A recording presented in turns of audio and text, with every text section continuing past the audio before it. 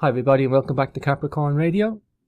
This is your host James and we are talking to our good friend and returning guest of the show, Mr. Gerald Clark. We're going to do another edition in the series of podcast shows we're running out on the Anunnaki and his latest book, Seventh Planet, Mercury Rising, getting in some deep topics, and they'll be getting more profound each show we do. You know, we did some heavy duty background on the human body on the last episode. Fascinating, really enlightening for me to get into some really deep, profound stuff on the human body. Core component of the Anunnaki bioengineering human race that they left behind, and you know, it's so little touched upon on dreaming, consciousness, incarnation, soul, and spirit in the scientific doctrine today, and it's so not ironic that we're getting it from an ancient culture or an ancient source, but it is the driving force. It is the driving force from this alternative research that we're doing, alternative in terms of a label only. Of course, you can check out Gerald Clark on geraldclark77.com. Without further ado, let's not keep our guests waiting any longer. Hi, Gerald. Welcome back to the show. Hi, James. It's so good to be back with you, and every time it just keeps getting better. Oh, it's been too long, Gerald. You know, I disappeared on a little holiday, so sorry for leaving you on the sideline there, but I had to get myself refreshed from the knowledge you have been inducing into my mind on these shows, Gerald. Well, I hope it doesn't take more than 10 days, because we'll have to slow our shows down a little bit. Oh, Gerald, I mean, you know, it's all... I really appreciate the fact that, and I'm going to talk a little bit about this later today, kind of the modes of learning that I've come across through this life that I'm going to share as part of the composition of man. But we'll get to that. But you follow some of those rules naturally, and that's why you're such a good host. Oh, thank you, brother. Thank you. And I'm a knowledge seeker too, and that's from all sources, from spirituality, consciousness, science, ancient history. I'll look at anything because I want, it's not just truth or knowledge, Gerald.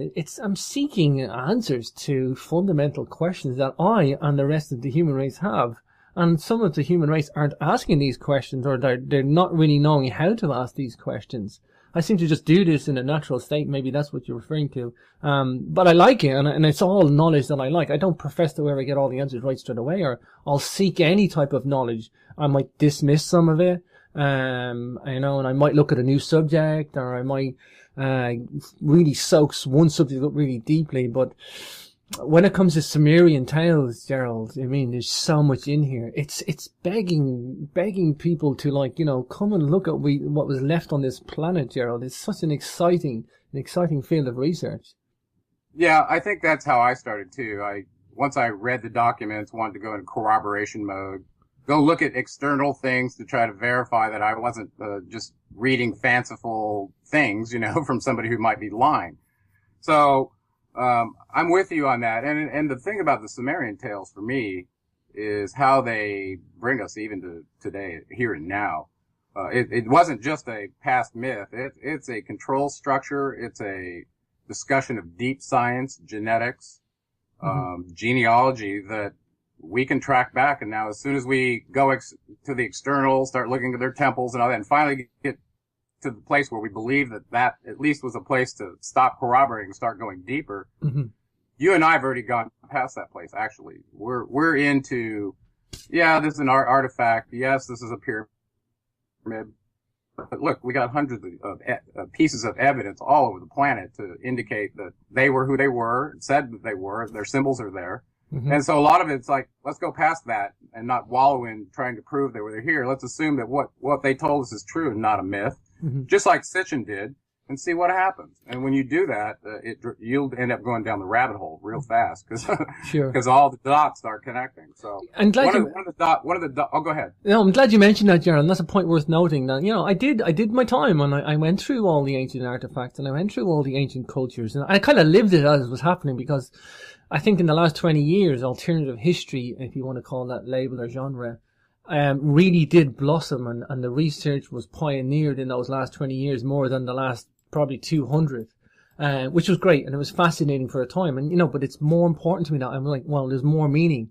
If an ancient race, alien, or whatever you want to call it, came to this planet and engineered us, or you just want to say that there was an ancient astronaut theory there, and that's fine, okay? That has serious implications. who we are. Well, now who remember we this are and last what we do. show before, we tracked down the latent DNA circuits that now all of a sudden make it not out there somewhere, that it's an artifact, a pyramid, some acoustic chamber, or whatever. Mm-hmm. Or And that's stuff's all the important. reality is it lands you right back in your body, which is your interface to the infinite, and that's what we're digging into. Yeah, and that's important to look at all those artifacts and look at all those ancient cultures on the pyramids. But like I say, what I like about authors like yourself coming to the show, Gerald, is you're providing something else. You're providing the layer behind that. That superficial. Okay, some people want to deal with the stones and the bones. Some people want the tangible evidence in their hands, but there's a philosophy there. I mean, these guys touched us. They touched their genome. They touched this human hybrid and made us. These guys interfered with us. For the good, for the bad, who knows? I mean, really, at the end of it, we know that these guys had a hand in our creation. And the implications of that, like I say at the start of the show, with the human body, our soul, our spirit. These are the biggest questions of all, of which science is not addressing, Gerald. They're really, it's still a taboo, and they're being left behind. Alternative research is providing some answers for us. Well, one of those latent circuits that I was referring to was sensitive to symbols, and the other one was sensitive to archetypes. And I kind of wanted to touch on that real quick as part of our design before we go too much farther forward. This idea of an archetype that we were created from. Well, we know in the Atrahasis tale that the archetype that we got our Naburian DNA from was Enki himself. Okay, but the energy that we got infused into our first avatar came from this being who was an Ajiji called Yawela. So which one? Does one of them set an energy template and the other set a genetic template for us? So there's two templates potentially right there. That a template to me is like an archetype that we get instantiated from. Mm-hmm. So the reason I bring that up is if you're a movie fan like I am, and you're looking at archetypes and symbols in the movie to see what the purveyors of supposed truth are trying to tell the populace, it brings to mind a guy named Joseph Campbell who wrote a book called A Hero of a Thousand Faces. And the reason I bring that up, and I'm going to talk about that in chapter 12, I believe, in the book, is I believe that part of our design was that we were created to be heroes. We don't watch somebody that's drowning and worry about our life. We'll jump in there and save them, no matter what the risk is to our life. And compare and contrast that with a reptile that'll lay an egg, sit there, watch it hatch, and then watch a predator eat it right in front of them and not blink an eye. Okay, we have a different construct than that. Yeah, is what I'm saying. Sure. So this hero archetype, and there seems to be a direct correlation to astrology in the sense that whatever zodiacal house establish a quasi archetype for you to carry out your life mission to wake up. Sure. And so operating through that archetype, we feel it, we know it, everybody knows it, and they're drawn to these movies that retell the archetypal story of the hero over and over. And as a matter of fact, it's been told so many times with so many characters and so many set designs that they finally quantized it and said, no, okay, it's going to be 120 pages. The first 30 pages are this, the middle pages, 1, 2, and 3. 60 pages are this. The last 30 pages have to do this, act period. And it's standardized now in Hollywood. That's how ingrained we are in understanding and connecting with this archetype.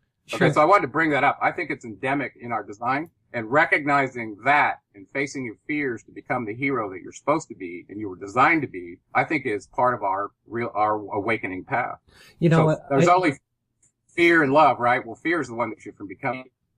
Sure. I did a show on with Dr. Carmen Bolter of the Pyramid Code, Ancient Egypt 5-part series, and before I did the show with her about a DVD documentary, Gerald, I took the notion to read her book. And her book was Angels and Archetypes, an evolutionary map of the feminine consciousness. And for some reason, I didn't. Here's the thing, though, Gerald. I didn't need to read that book to do the show on a DVD documentary, which was about ancient Egypt and ancient high technology and lost technology.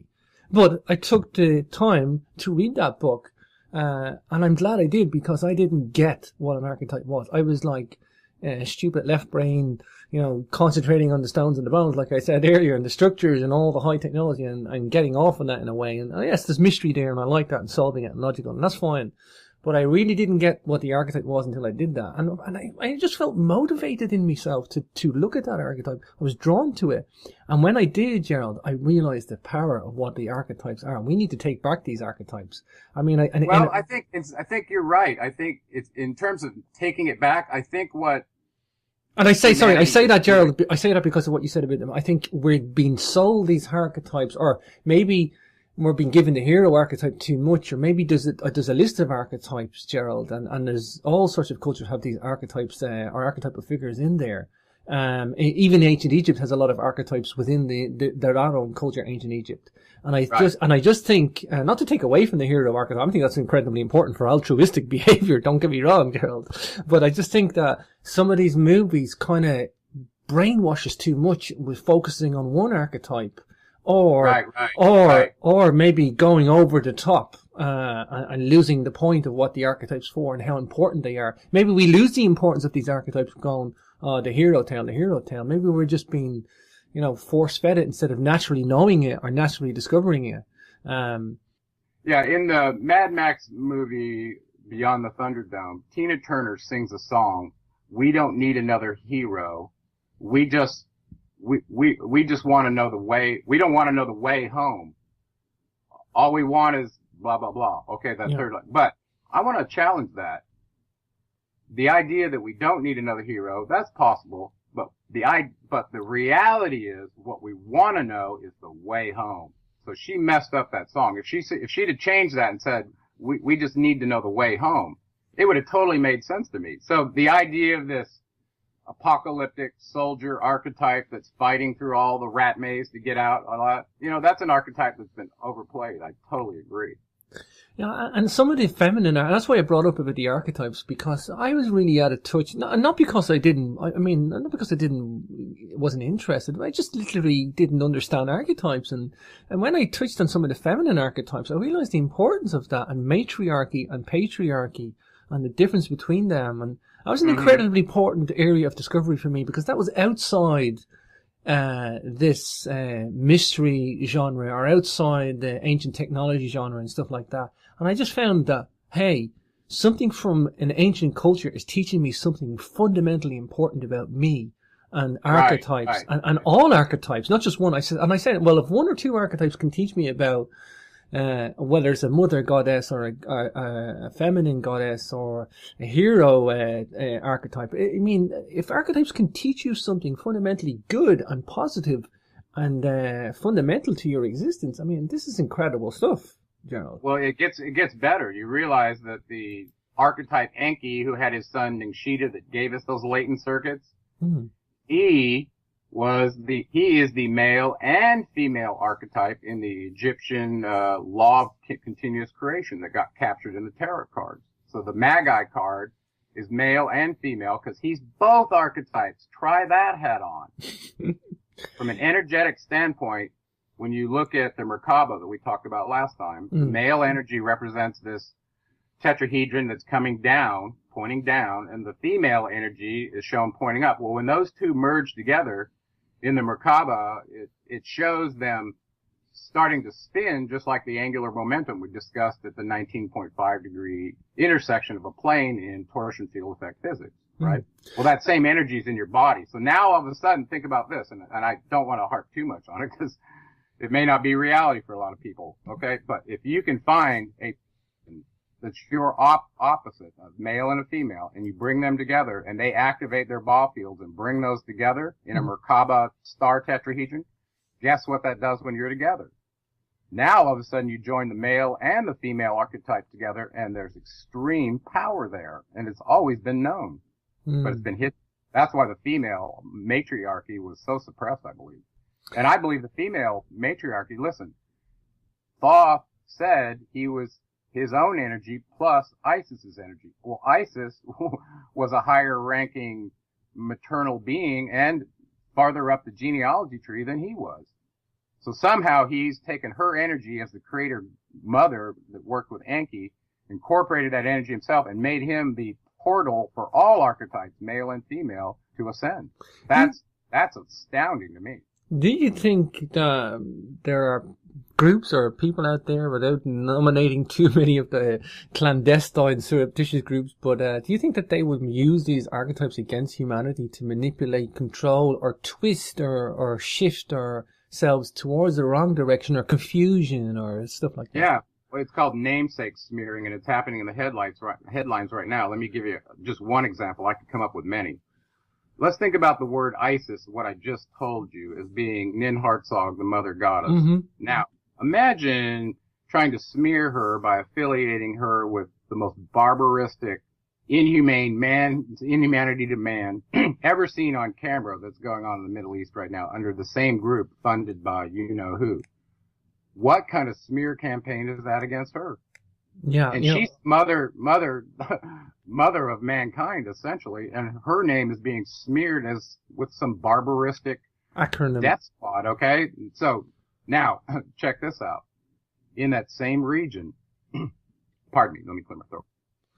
Yeah, the acronym in that same region, there was another female that was trying to take over her namesake and her planet, and that was one of the Enlilites, Inanna.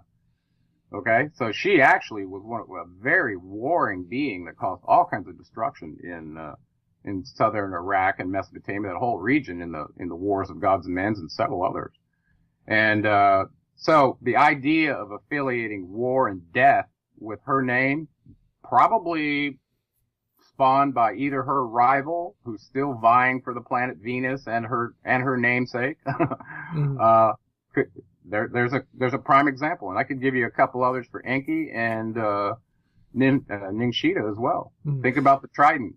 What symbol was on MH17? What symbol was on the Ukrainian flag before all this went down? Okay, that region belonged to Enki before it's being destroyed.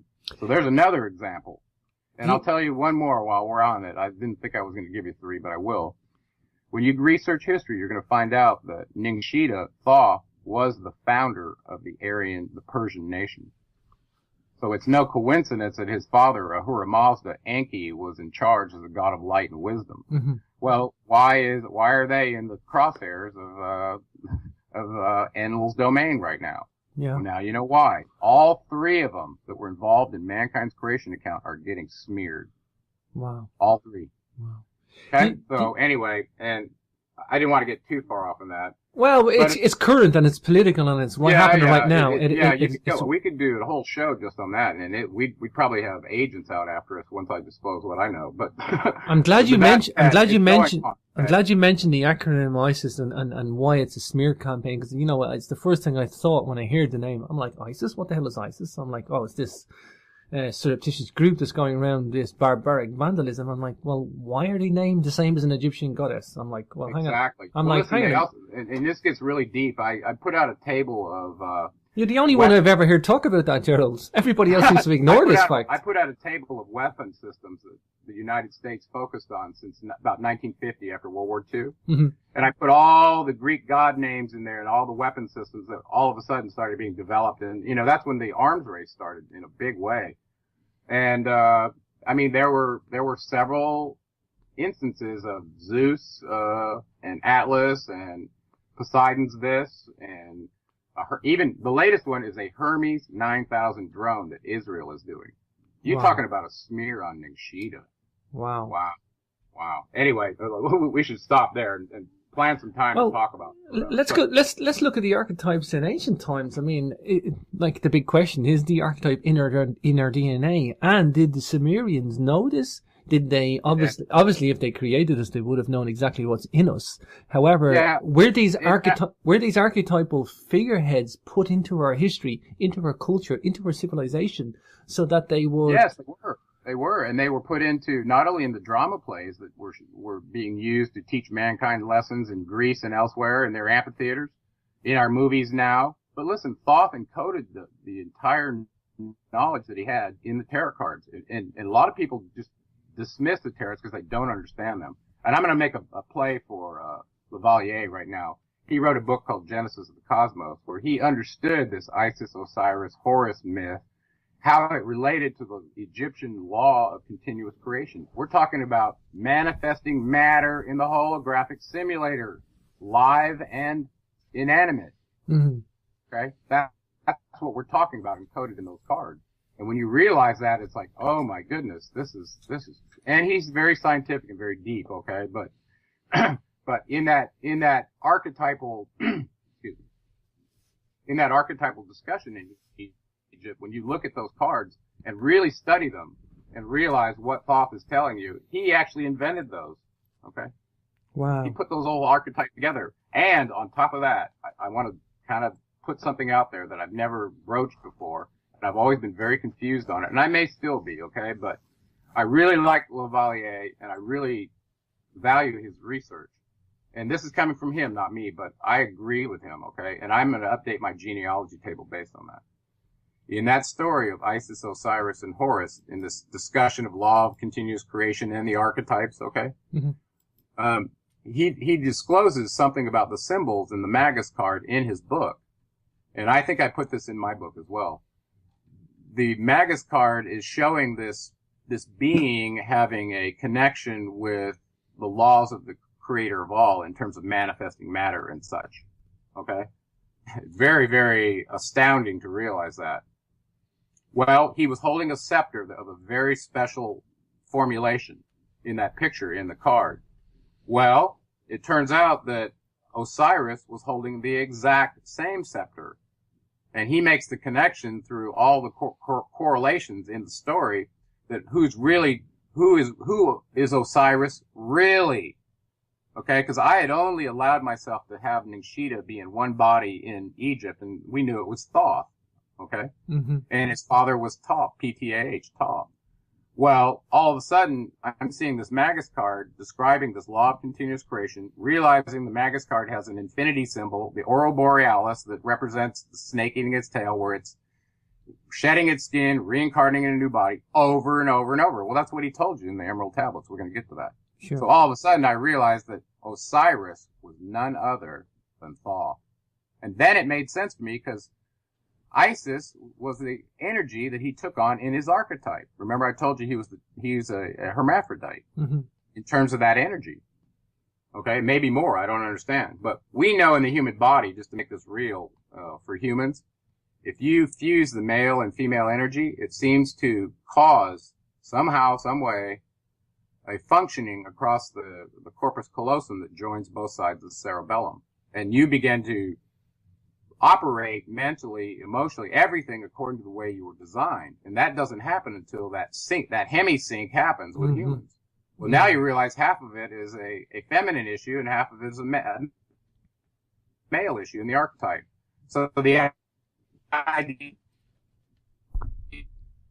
it also exists in our body is very real. And I believe it ties exactly to the Merkaba fields that we discussed last time, because one of them from the Egyptian teaching is a female and one's a male. So now you're joining those, and I talk about this later in the book, and I refer to it as the twin flame. Mm-hmm. Well, you realize if you split apart the archetype of Thoth, one of them's Isis and one of them's him. So when those two are separate, they're independent flames, okay? But when you bring them together, you bring two flames together, it's brighter, right? So when you bring two people together that are drawn together based on the archetype, especially if they're knowledgeable to understand what this is, and it's not just hey, your hair looks nice, your skin looks good, maybe you'll be good for procreating, and it's all about lust, right? That's not what I'm talking about. I'm talking about feeling it from an energetic standpoint. Because when you find somebody that's on your archetypal path that could be your twin flame, it will change you. It'll change the other person too. And I think this had a lot to do with the rituals in the temples where the female matriarch was, sexing down the populace and giving them spiritual upgrades through some process. But I think that had a lot to do with that energy. Yeah, for sure, for sure. I'm glad you brought up the hemisyncing and the spheres of the brain. And I know from my own research on R.A. Schwaller-de-Lubis, I don't know if you've come across R.A. Schwaller-de-Lubis, but he would have talked a lot about what the ancient Egyptians knew about the syncing of the brains, and what his basically philosophy. He was a polymath as well, a polyhister, and his basic understanding of the Egyptian temples and what they knew about their own philosophy and their own science and their own harmony in nature and the human body and the matriarch versus the patriarch and these archetypes was that as you work the left side of the brain, logical, the rationale, session with history and function, and then with the right, the simultaneous analogy, the expression, artistic, the female side, the nurture, Right. And as you melt those two together, the sum of the two parts work greater than the individuals put together. It's not just like it's the sum of two parts. The left and the right works, and they're both working together. It's the whole sum of the two working in tandem, in unison, is just greater than each one individually put together and summed up. And in that respect, when you understand that, when you grasp that, and if you can attain the left and the right working together, for whatever period of time, I mean, it's just a beautiful thing. It is a beautiful thing. I know. I got lucky enough in this incarnation to experience that with Krista. And we knew it long before we joined our mission together, that somehow, some way, our archetypes were being merged for a common mission. And we didn't understand all the details at the time, but we definitely were both at a place. We were both, purifying our consciousness and subjugating our egos at the time. And we knew we were empty vessels, ready to receive our next big mission together. And that's what happened. And it was you can't describe that to somebody. It sounds like fanciful storytelling. Well, but if you meet the two prerequisites for alchemy, it can happen to you. Well, like I said, that's what R.A. Schwaller de Lubas was. He was a modern day alchemist, really tapping into the ancient philosophy, and he wrote a book called The Temple of Man, and really kind of broke down exactly what the ancient Egyptians were doing. Wonderful stuff, Gerald. I mean, let's focus back on the Sumerian archetype Enki. I mean, is he the one that's tying this all together? Well, I mean, so as a man, well, first there was a power handoff. I want you to get that real clear with Ningshita, because when he received the Caduceus, basically he was saying, okay, well, now you're going to do the archetype thing for me. Wow. So from that standpoint, I think men and women, through their archetypal journey, this hero journey is designed for them to ultimately achieve the archetype in this life. Well, what does that mean? Does that mean you get as close as possible to becoming Thoth or Enki? And in my mind, the archetype is the same with those two, relatively speaking, since both were geneticists and one augmented the other. So you're getting both, okay? Wow. But I think Enki established the archetype, and I think Isis establishes the archetype for a female. Now try this on, and this is kind of crazy thinking, but some people have postulated it could be true. Men do what they do oftentimes to try to become the archetype of man, okay? The security provider, all these things. A lot of them are natural. You don't have to be trained for a man to take on these attributes, okay? Well, similarly with a female, as far as nurturing, intuition, all the things, these are part from the archetype. But, so what crazy things do we see that show that people are trying to become the archetype? Well, and I don't want to step on any toes here, and it goes for men too, but one that just comes to my mind quickly is, well, if you look at the old statues of Isis, for instance, in Greece and Rome, I mean, they have perfect symmetry in bodies. Now, whether they just portrayed themselves that way or they were truly manifesting the archetype, I think they were truly manifesting the genetic and physical archetypes that are available as an avatar in this dimension, okay? So on the front of my book, I show this picture of Thoth with a perfect body, holding the Caduceus. And a lot of times they were portrayed that way. So I believe the things we do to try to change our physical matter into what we believe is the perfect, whether you're an extreme bodybuilder or just whatever, or you're getting a breast augmentation so that you look more voluptuous like Isis, okay? Whatever it is, I think a lot of our insecurities with ourselves come from the fact that we're trying to become the archetype whether we know it or not. Wow. I think the thing for me, Gerald, and from your research and what we're talking about here, is that these archetypes are, again, yes, there's a discovery process for me. I believe it's built into us, and like we've just been discussing, but it helps me understand this Siberian saga. It's tying everything together for me, and it's tying the outreach of the other spread it around the globe. Where these archetypes have changed into other characters that we see apart the globe. It ties together mythology, the world mythologies as well. Across all cultures as well. I mean, as you go from one culture, what's a hero in that culture is different than another one. But if you really analyze it, it's the same. That's why I chose, and this is later in the book as well. That's why I chose the Jason and the Argonaut. Oh, yeah. Hero story, because it so perfectly tells the archetypal story. And the producer that put that show together also felt that the same thing. It was his favorite show in 1963. Charles, I'll have to look at his name, Sherber or something like that. Anyway, and we're going to get to that, so I don't want to spoil that, but keep that in mind, this idea of this archetype driving us. Now, I want to connect a little bit about, a model that I was thinking about humans that I discovered when I was doing some AI research that really is quite simple, that helps also make the human model, understandable. And it's really a 3-part model that has sense, process, and effect. Just imagine you have 3 bubbles that are connected in a circle. You've got 5 sensors connected to the sensor bubble. That's our senses, okay? They interact with the external environment, get the data, make sense of the world, that kind of thing. Well, actually, they're just raw. They don't do any processing. They pass that information to your brain, which is your processor, that then interprets what's out there and tries to make a picture of it, right?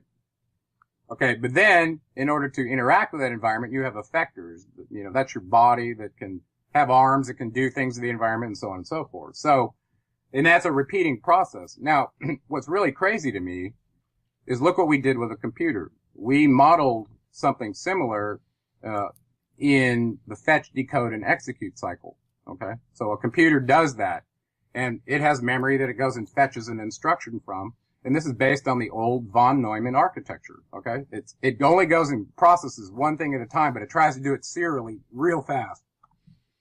Wow. You understand? Wow. Well, humans are a little different that way, that we're not serial processors. And so we can take in all kinds of information, biosonic, bioenergetic, electromagnetic, all kinds of energies that interact with us that help us formulate the state of what's out there, right? You know what I think about ancient cultures, Gerald? And take probably Sumerian too, because in a way the writing system they had, and again the writing system that the Egyptians had, or the Mayans with their glyphs as well. I think they wrote in hieroglyphs for a reason, Gerald. I mean, they were obviously able to build some really high-tech ancient monuments, ancient artifacts, ancient stuff with very, very scientific doctrine. They could be scientists if they wanted to be, Gerald. But they chose to write in a language that was hieroglyphic, which is extremely expression, it's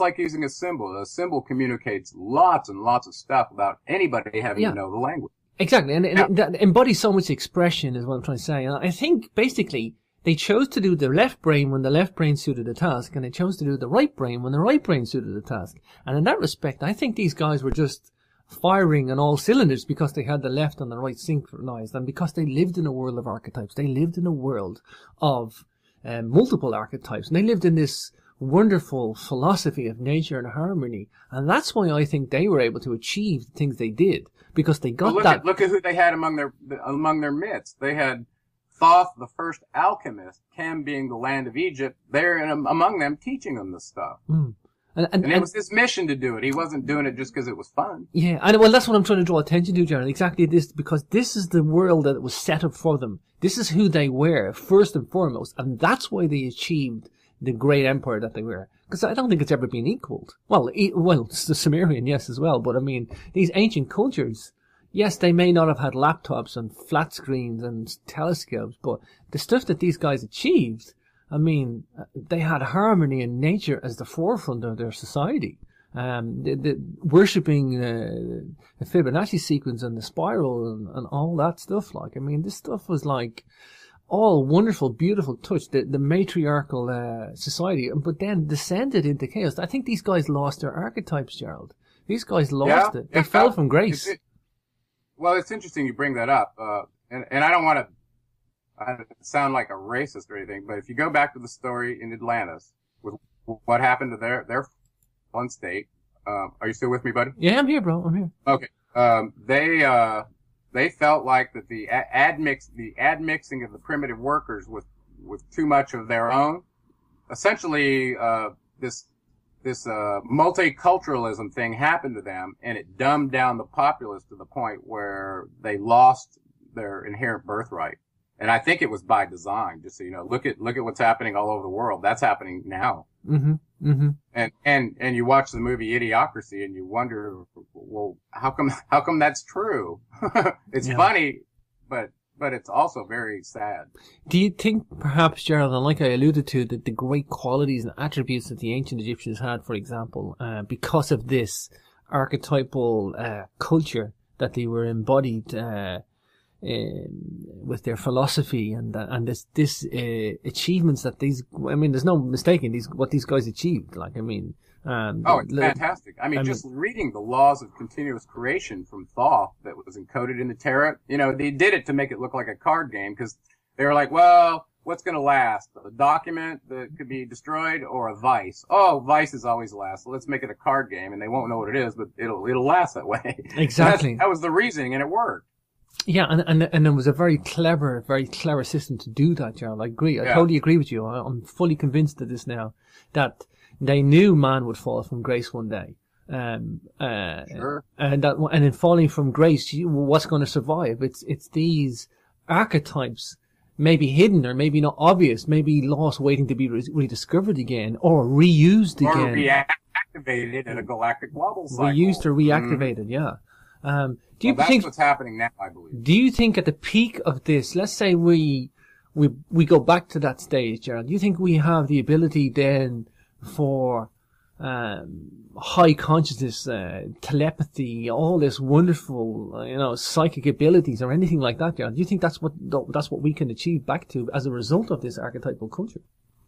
Well, not only just the archetype, but I think it's in our DNA and it's in our energetic template that establishes who we are that's been suppressed. So the more you find out, well, what am I capable of? How do I do that? Is it science or is it magic? Well, it turns out to be deep science and it's interpreted as magic when you don't understand it. But there really is no such thing as magic. There's stuff you don't understand, and then there's very complicated states of the world that make it look like magic for those who do. Mm-hmm. So anyway, you talk about telepathy. That's one I want to touch on because it's always been kind of treated as taboo. But you remember in the last several discussions, I talked about this idea of a human antenna that came from my equation 5a. Basically quantizing the ganglia along the spine as wavelength centers, just like represented in the Hindu tradition of the chakras. Well, then you go a little bit further and you start thinking about Reiki and auric and pranic fields and Qi and Qigong and all these cultures have been playing with human energy for a long time. So I had to go do the corroborative thing, get the cameras, have clients, put my hands on bodies and witness this energy myself to make it real for me. Okay. So I finally got there, and as an electrical engineer, that was my forte. So from that human antenna model, I made up another term through this process of, analyzing our ability to receive energy through the electromagnetic spectrum, also from light and various sources, and the various organs in our body that are sensitive to that. And on a transmit side, for a long time, we've had the ability to measure a brainwave with an electroencephalograph. See, and from a frequency standpoint, our body generates a heartbeat too.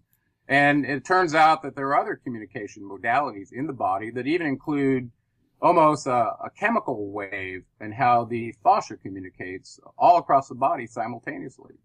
And it's what allows you to perceive what the three-dimensional state of your body is in the simulator, using gravity as your awareness at the center point of your pelvis, and then the occiputs that have extreme sensors on the back of your head to sense that point in your pelvis in order to get you to be able to be vertical, erect, or even know what your state is in 3D. That's all done through the fascia. It's amazing. Okay.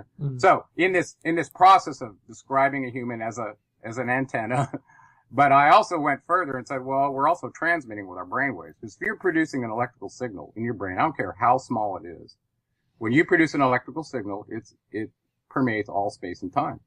Now, you may not be able to read it from a mile away, but if you had a high gain amplifier that was pointed at it, you could receive it, okay? As a matter of fact, I bought these resonant field imaging meters, which was nothing more than a high gain antenna that was handheld, or a receiver that was handheld with a special antenna. And I went and measured these all over the human body, and I filled in some little charts and converted them to wavelength and looked at the colors, and all that kind of stuff. I did this for years. So the idea that we're a transmitter and a receiver led me to this term that wasn't meant to be derogatory, but it's kind of fun. You remember it. I call us meat modems. You're a meat modem, and so am I. Actually, you're a meat modem that can essentially be an avatar that can take on various energies at your chakra levels that we call consciousness levels, right? So the more of those that you own, the more that you're going to be doing your will. The less of your chakras that are active and open and under your control, the more you're going to be doing some other entity's will, either dark or light. It's up to you. I like the idea, or the philosophy, or the terminology, I should say, of the meat modem. Great use of assonance and alliteration, Gerald. Well, there's a couple of special things as an electrical engineer I noted in the bone structure of a human. And the reason I went back to this is after reading the Emerald Tablets again, and we talked about this the last time, this subtle akasa energy that Thoth describes flowing through your bones. Well, now all of a sudden the idea of a human antenna means a lot more to me, okay? So what are you talking about? Energy flowing through the bones. Well, now you're looking at the rib cage sticking out like antenna fins, okay? You've got the pelvis that's attached to your central conductor, whose center of gravity falls in the soft tissue of the pelvic bowl, okay?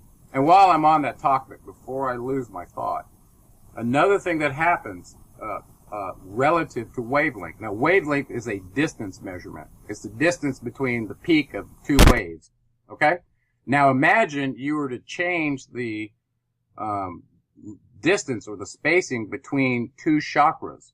I don't know, put somebody on a stretching device and put them on, start cranking the wheel, and all of a sudden their back gains like 3% of length, larger than it was. Well, all the vertebrae gets stretched apart, right? Jason, Gerald, I pause you there. You haven't seen the torture equipment in the Tower of London. That's probably not a good analogy, but what I want you to understand, get the idea. I kid you not, Gerald. In the Tower of London, we have those very devices from the 12th centuries on exhibit for people to go and look at. Oh my God. Well, I didn't mean to go there to the dungeon. The idea was if you change the spacing between two chakras, however you do that, and I'll tell you right now, the way you do that is through structural integration. Because what happens is this space between your vertebrae, if they come into contact, they can end up fusing together.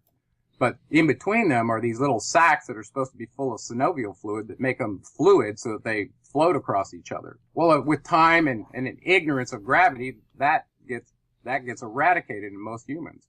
Okay, their spine doesn't move like a ball on the end of a chain, like you see those snake toys in the store, right? That's how your spine is supposed to be able to move. So, so the idea of the spacing between your ganglia changes the wavelength of the energy that's flowing in there. That's what I'm trying to get you to understand. So all of a sudden, if you get compressed in the gravity field, the spacing between your chakras may not be correct. So that even when the couple of them come on, the ones above them may not exhibit the superposition of joining of this energy unless all of them have synovial fluid and it's moving correctly. You understand what I'm saying? Sure. Gerald, okay, sorry. That's why I wanted to talk about that relative to structural integration, because it does change the wavelength spacing between because most clients get a little bit taller when they integrate with gravity. It's a crazy thing. Anyway, but back to the human body and the pelvis. When I look at the pelvis as an electrical engineer, knowing that potentially these ribs now are receiving energy, this akasa that Thoth talked about, and you've got this pranic energy, or several different names, that comes through the top of the head, right through the pineal gland, down through the central quarter of the spine, all the way down through the hole in the exit triangle of the urogenital triangle of the pelvis. Well, of course, that's where your first chakra is. Well, now I'm looking at this thing going, okay, well, if energy in an antenna has to transmit, it usually has to oscillate up and down the antenna.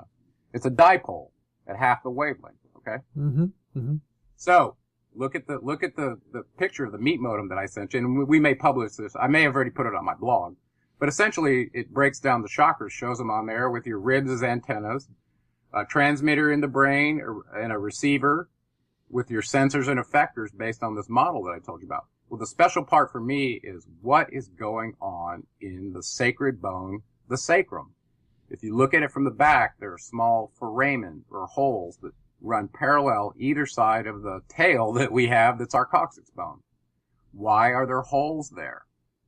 You ever ask yourself that? Yeah. And then on top of that, just above the sacroiliaceal tuberosity of the sits bones, there's two more very large foramen that go up through right where the legs join into the os coxer, the sides of the pelvis. So there's holes there, and now there's these holes. So when I see a cavity resonator that could potentially be receiving RF or energy from the electromagnetic spectrum, I perk up because I go, wait, you put some energy in there. What's it going to do? Where's it focused? What's the intent? And I truly believe that our design, by looking at the pelvis as a sacred bone at the sacrum in the back, surrounding the center of gravity point in your soft pelvic bowl, and coincident with where your first chakra is, your ganglion of Impar, it's no coincidence. That is a cavity resonator that receives energy over the antenna, and it potentially is innervating this, or sourcing the energy that's hitting the coccyx bone to try to create this coiled snake that's represented as Kundalini energy, waiting to bust up through the sacrum as soon as it's released. So it's always there. Wow. By design. Wow. So that's another design structurally I wanted to finish up with on chapter 3 with you on that. Yeah. And there's a couple more things we're going to do to finish this up, but I wanted people to think about that. So now all of a sudden we have all this corroborating data that human bodies actually are an antenna. Yeah, you know, Gerald, this is all the science that it's putting the pieces of the puzzle for me. This is what I know. I know you from the electrical engineering background, and I have some knowledge of electronic engineering and electrical engineering and mechanical. I'm a bit of a multitasker on the engineering front, but I know you're talking sense, Gerald. And I know it's probably detailed concepts of RF frequencies and all that. A major book that really was pioneering for me in this research, Gerald, was Mind, Body and Electromagnetism by John Evans. Rarely I'll get a copy of. You probably get a rare copy on the internet now. If anybody wants to just research that, it's like a good all-round book on as a background to all this. I'm totally in sync with that. And unfortunately, well, maybe fortunately for me, I went through and experienced the pragmatic side of these energy vortices and all this stuff happening in my body, and tried as a scientist to write about it and explain it the best I could as it was happening to me. But you do it in such a great way, Gerald, because I mean, I know, I mean, I've done the science, so the science really appeals to me. But in your work, you have articulated with diagrams, and you've articulated really well in the book, Seven Planet Mercury Rising and Annunaki Origins. And I'm just going to refer people, Gerald, to CapricornMembers.com.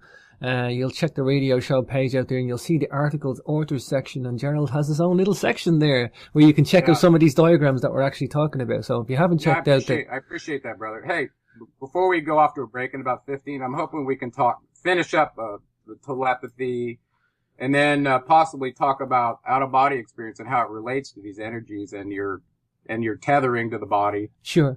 And possibly these hillbilly rules of learning as they relate to your neural network in your brain. Just on the telepathy, Gerald, and this is maybe my mundane experience of a bit of telepathic moments, but you know, for me, or most people's idea of telepathy is where you automatically know what somebody is thinking 100% intentionally, if that's people's idea of a telepathy. But I've had telepathic moments as a sender, not as a receiver, but and this has happened with two people in the same manner.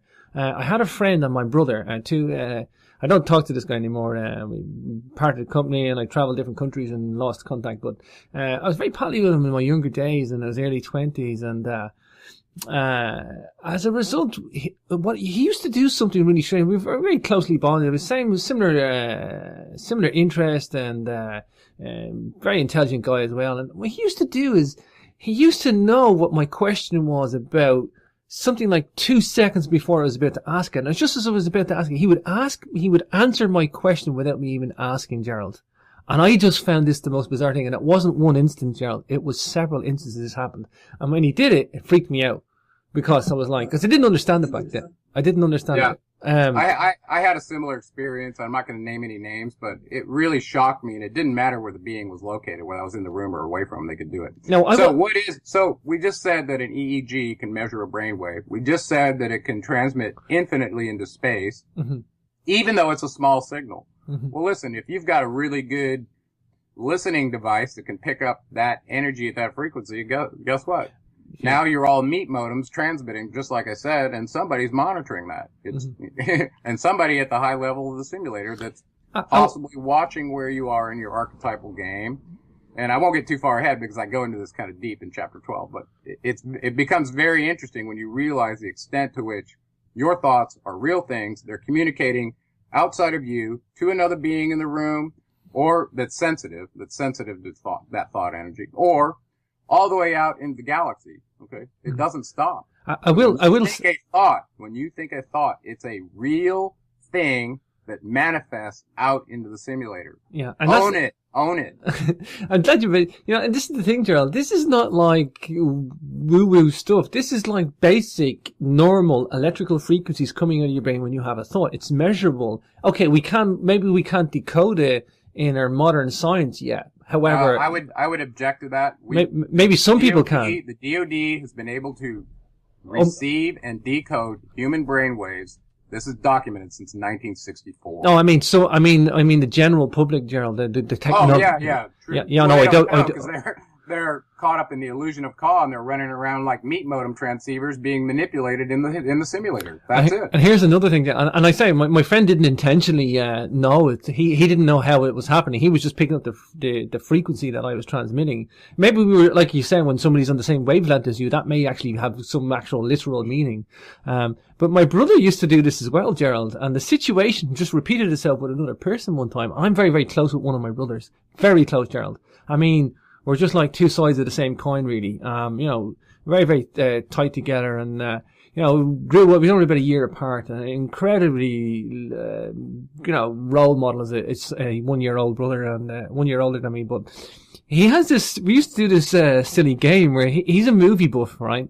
And I could ask him. He's all the males in our family have really high memory retention. Don't ask me why. It's just part of our genetic makeup, but. I do it for a lot of facts and figures and history. Right? He does it for movies. And I used to put him to the test. I don't know how we ever discovered that he had this weird memory for movie information. But he would tell you what, jumper the person was wearing and the color of it in the background of a scene in a movie from 1984 or something So I used to ask him. Isn't that bizarre what certain people are aware of and others aren't? Well, and he didn't even know he had this ability. It sticks. He didn't even know. And I see the thing is, I would have seen the movie recently, so that's why I'd have asked him the question. He could answer it for me, and I'm like, oh, that's bizarre. So I used to then try and watch movies or old movies, and I would try and catch him out with something like that week or something. We'd have a sit down and I'd throw a few at him, but what he used to do sometimes was we would get into this. I would try and catch him out, and I would come up with some really, really stupidly difficult question that nobody should ever have got one of them right, and he would get them all right. But sometimes I was just about to ask him a specific question, and he would answer it, and I hadn't even got it out of my mouth. And the same thing happened with my friend was happening with my brother. And I realized then that there is electrical frequencies coming out of our brains in wavelengths, and that people can pick them up. He wasn't aware he was doing it intentionally. Again, the same thing. He didn't know he had that ability, but he was just tuned in, very, very close. Maybe that transmitter receiver was just synchronized to the right level because of consciousness.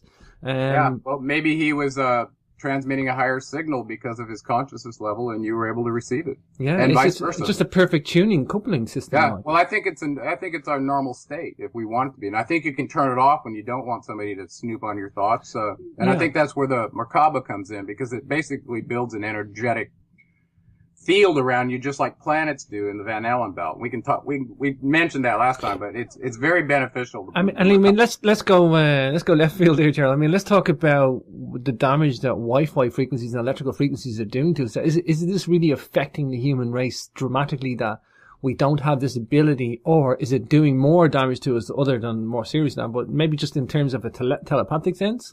Well, or a knowing? Let me just start out from this. In the law of conservation of energy, if you have any energy in the electromagnetic spectrum and it comes in contact with something, excuse me, and some of that energy is transferred, then you could have a problem. Okay, so for instance, we know that 2.4 gigahertz in a microwave will boil water just by agitating the molecules. Okay, because there's a wavelength interaction with the molecules and the wavelength of the transmitted signal. Well, similarly, humans are 90-something% water, so the same frequency would apply to us. Well, what you got to do is go, okay, let's go across the whole spectrum, whether it's the telephony spectrum or whatever. What interaction do these frequencies have with the human body? And is there energy transferred such that there's radiation that could cause tumors and blah, blah, blah? I don't think that study's ever going to be released, but my general feeling is there are frequencies that are being used in various, I don't know if it's Bluetooth or various standards that could potentially interact with human tissue and cause damage. Or not just the tissue, but the energetic receiver and transmitter portions of your meat modem could be affected. Wow. Intense stuff again, Gerald. Here we go. Intense stuff again. But and I didn't want to go on about my mundane experiences with my brothers and so, but it was impertinent to, I have that in a personal sense. It's not scientific. It's not provable. It happened to me. But I wanted people to understand that you can tune into people. I mean, in a literal sense or in a general sense. I mean, you can be on the same wavelength as somebody quite literally. Literally, yeah. And maybe that telepathic is not what we're told that telepathy is, where you constantly know something with anybody and you have this like overpowering ability to have control somebody. I mean, I don't mean it like that. I mean that's what I understand telepathy to be. This ability, and it's not really wild science, Gerald. It's basic frequencies in energy being transmitted to and from senders and receivers, man.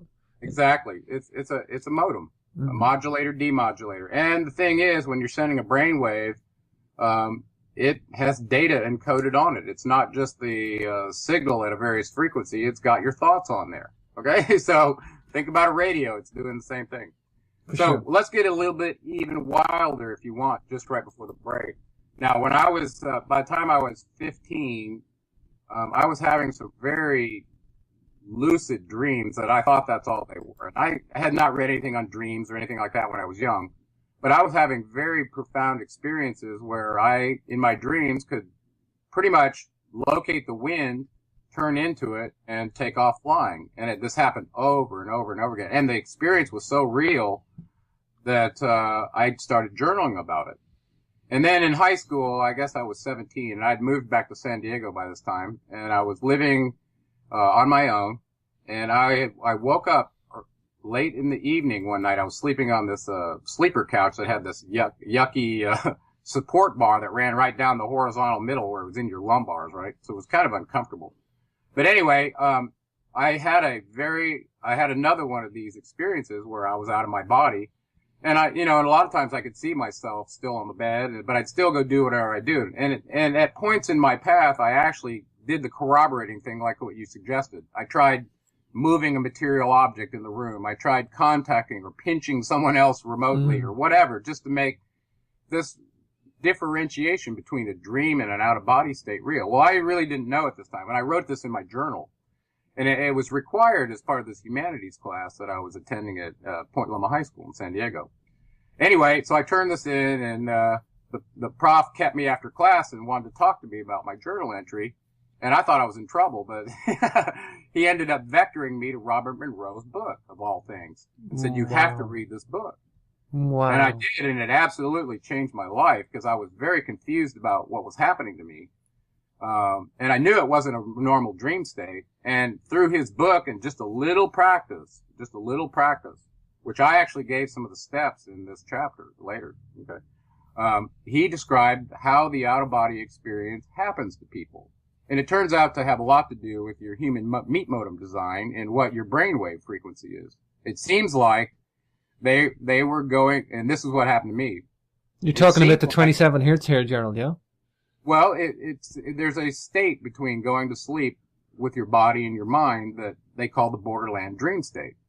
And this is a state where if you lay down and stay focused mentally, narrow internal focus on something, a symbol, whatever that keeps you awake while your body goes to sleep, you'll experience like a slowdown in brainwave frequency, even at a point where your body will probably be hit with some radio waves or whatever frequency you're not normally aware of, and it causes a little jitteriness in your body. Your leg might jerk a little bit.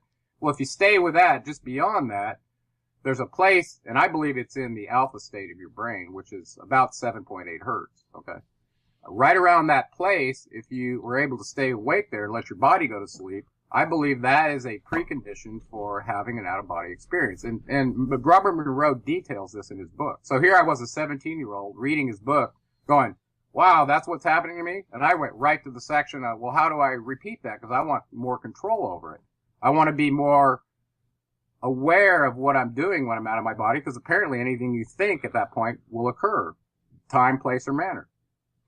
Or person, place, or thing. I'm sorry. As an electrical engineer, Gerald, that obviously came much later in university years. Did you have that understanding of frequencies from a young age and get into electrical engineering because of that, or did that run simultaneously, or did you focus on electrical frequencies whilst doing that more specifically, or what way did that happen for you, Gerald? Well, no one has ever asked me that before, but I now see, looking back, that because of my exposure to Robert Monroe, and I actually learned his method while I was 17. I studied it, and I was able to do it on command up until the time I was 25. Anytime I wanted to have an out-of-body experience, I could do it. Wow. And really, it was down to, well, what's the point? I really didn't understand my spiritual path well enough to integrate what was happening with me. But it was so profound, the idea of life after death, energy existing outside your body. Mm-hmm. It was a given for me. There was never any question in my mind. I experienced it firsthand. Sure. Okay? And I played with it for many, many years. Okay. So, and Robert Monroe did as well. If you read his book, he wrote 3 books on it and actually set up an institute called the Monroe Institute, where he now scientifically will hook people up to apparatus, fully controlled in a room, monitored with scientific instruments to facilitate that experience for people. It's amazing. Yeah, if anybody hasn't checked out the Monroe Institute, you can do so online. It's a great institute, and doing some really interesting pioneering research, Gerald. He's one of my heroes, and he was, it happened to him. It wasn't something he was trying to make happen. And he went through the same process I did trying to explain it, but he went much further than I ever did. It turns out full circle that you get back to the Emerald Tablets, and one of the things that he does to get you to understand this material simulator is differentiate between energy and matter. And what better place to do that than right in your body? And when you have an experience like this, you definitely realize there's a differentiation, and that this avatar body you have is just here for a ride. And it's not who you are. It's your effector, okay, in that 3-part model I talked about: sense, process, and effect. It's your avatar host for affecting your environment and sensing it too. So, and before we go off to a break, I know, we talked a bit about the template and the archetype from Enki, but back to that real quick because it leads into the next section. Mm-hmm. As part of the design of man, we realized that Enki pulled some sort of, reverse exorcism with this Yahwehla who was sacrificed, and then all these rites were done, and then this heartbeat was instantiated in the adapa to be heard forever. Okay? Or he called it a drum beat, but he's talking about the heartbeat. And, it was a ceremonial thing when they commemorated this. So that was the creation of the first avatar. Well, in the next chapter that we're about to bust off to, this very special avatar was recruited by Enki's 2 boys, Dumuzi and Ningshita. He's called Gazeta in the account. Gazeta, yeah. Yeah, to take this new avatar and go explain what the design constraints are, what the intentions were, to the highest ranking member on the council, who was Anu back on Nibiru. So this whole next tale that was from Stephanie Dalley's book, The Myths of Mesopotamia, describes this really interesting account, and it has a lot to do with not so much the composition of man, but also about our design constraints. And I'm hoping that finishes off this area before we bust off into this really deep knowledge, like it hasn't been deep enough already. Yeah, well, we're going to get into the adapa tale after the second half of the show for sure, Gerald. And yeah. We're going to get into all these players. We'll recap on them as well. Gazeta, Dumuzi, Adapa, Enki, and Anu. And we'll do some justice there. I think I actually downloaded that book. I downloaded some Sumerian books while I was in Malta, Gerald. Did you? The Myths of Mesopotamia is the one I downloaded, believe it or not. Oh, did you? Yeah. Well, I'm sure there are other. Now, I have to say, they did a great job putting together 3 of the seminal myths, right? They're not myths, for mankind. And she ordered them in a way that I thought was very interesting in the book. Okay. There was the Atrahasis, the Enuma Elish, and the Epic of Gilgamesh. I don't know how many times I've said those 3 documents on the air over radio. Yeah. And if people could just read those 3 and connect who the players were to what was done, there'd be everybody'd be on the same creation account, okay? There wouldn't be any mystery, but we just have to keep doing it and keep putting it out there until people finally realize this is the truth. It was not a myth. Yeah, so, for sure. Well, Gerald, listen, we'll go to break and we'll pause it there, and we're going to come back and we're going to get into the players, the Gazeta, Dumuzi, Adapa, Enki, and Anu, and what this all means, and evolve it back into the Sumerian saga, and we'll get into some wonderful philosophy after the first. It also ties into the hero archetype and how we're designed, and you'll see that all through the book, because I'm taking the reader by the hand, walking them through some very deep stuff, but my whole intention is through the perspective of their consciousness coach thought, that they ultimately end up at the end of this book with a methodology for exiting the hologram if they want to. Sure. It's up to you. Yeah, just again, we'll go to break, Gerald, but I mean, for the listeners, Seventh Planet Mercury Rising, this is a book that you could keep reading for several years before you could soak up and take all the information in.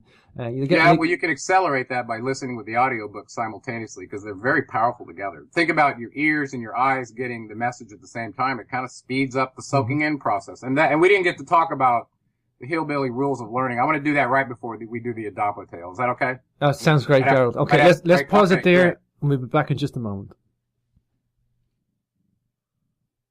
Hi, everybody, welcome back to Capricorn Radio.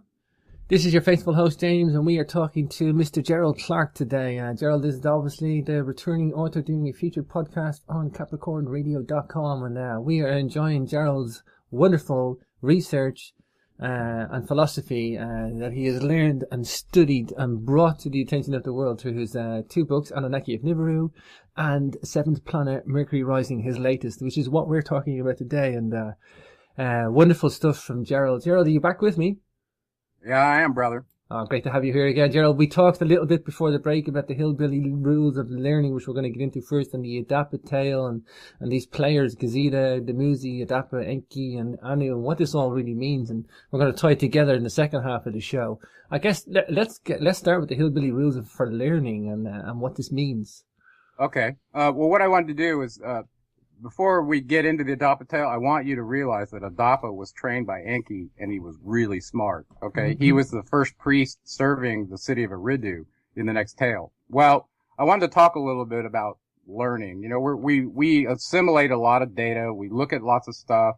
We're processing. We're trying to correlate. We're trying to end up with the state of the world, right? Well, in this process, I decided to disclose the method that I've used all through academia for me to assimilate data and do what I do. And, I'm not generally one that toots my own horn, and I didn't even know what I was capable of until I was put into a situation that I had to perform that way, okay? Mm-hmm. Well, I graduated magna cum laude from UCSD, so I was a really good student. Mm-hmm. So I'm just sharing from that standpoint, with people, and I do it in a way, I call it hillbilly rules of learning, because I was 17 years old when I went off and back to San Diego, and I was totally a hillbilly, okay?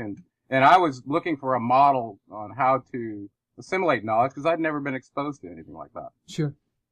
So what did I discover about learning, hillbilly learning? Well, from my exposure, I believe there are 4 levels of learning, and I think they're pretty straightforward. You start out at the rote level, it's memorization, mm-hmm. and then if you're inclined and it's interesting to you, you might try to understand it. Okay. So there's rote understanding. And then if you really want this knowledge to become wisdom in your life, you have to apply it. And most people know that. You have to apply something before it and make it real for you. Otherwise, it just gets flushed, right? And then the last one is correlation. So once you've learned these chunks of wisdom, they end up as little tokens, if you will, stored in your cortronic processor, your brain. But then if you connect the dots between pieces of wisdom, I believe that's the highest level of learning. Okay. So let's kind of do these. So in the rote memorization state, there's actually, this is generally what people do to get through school. Sure. Is rote. Okay. And then there's some understanding and maybe very little application, and definitely hardly any correlation unless you're a really gifted mathematician like Ramanuji. Mm-hmm. Okay. But in the rote process, I break that down into 4 different steps. There's a way to assimilate information from a book that we know works. And it has to do with the design of your brain and how it assimilates data into the short-term memory, churns on it, comes up with something, and then ends up in the long-term memory if it's pertinent to you or interesting.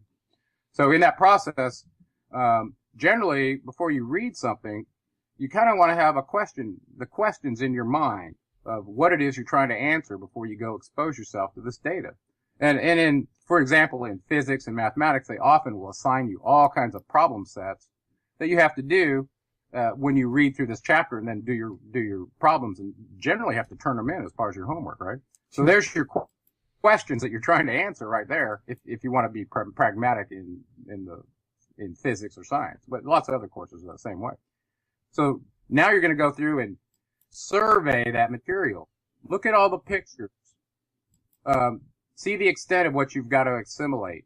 And while you're doing that, keep in mind those questions you have. You might put a little check mark. Okay, there's the answer to that question, that one. Okay. And you may not have to stay there and read it, but you're just surveying this point, trying to see the full scope of what it is you're trying to assimilate in your brain. Okay. So once you've surveyed it, you want to read it through. Okay. So now you've prepped yourself. You've created these little chasms in your memory such that they can be filled in by the questions when you find them. Okay. So you've created a space for the answers. So now you're reading it, and then comes the recitation to really make that rote memorization complete. And it's different for everybody. Okay. Some people can read something one time and they've got it. Other people got to do it 3 times. And everybody has to be honest with themselves and go, it takes me 3 times and it takes Joe over there 1. I'm really envious, but I still got to do 3 times. Well, do 3 times. Do whatever it takes with your handicap, if you will. Not everybody's wired the same way. Sure. And, sure. you know, yeah, I mean, I saw people that were wired that were just, you'd think, are you an automaton? How can you solve problems like that in your head? And I've met people like that. Okay.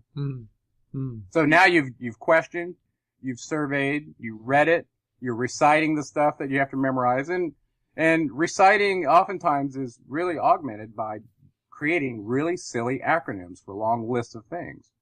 For instance, if you had to memorize every Latin prefix to all the measurements from exa, adda, peta, millicenta, all the way through in order, you could create a silly acronym out of it and you memorize it. And this happens a lot in med school where they have long lists of Latin things you have to memorize. Like the colors of the rainbow, people yeah, in red, England. orange, yellow, green, blue, and violet. So, people will make up a silly saying, or for the musical scale. Well, you do that for a long list. It's very helpful for rote memorization. In England, we say for the colours of the rainbow, we said Richard of York gave battle in vain, which actually means something, that Richard of York gave battle in vain, which means that when you take the acronym, all the letters, the first capital letter of the sentence means the colours of the rainbow.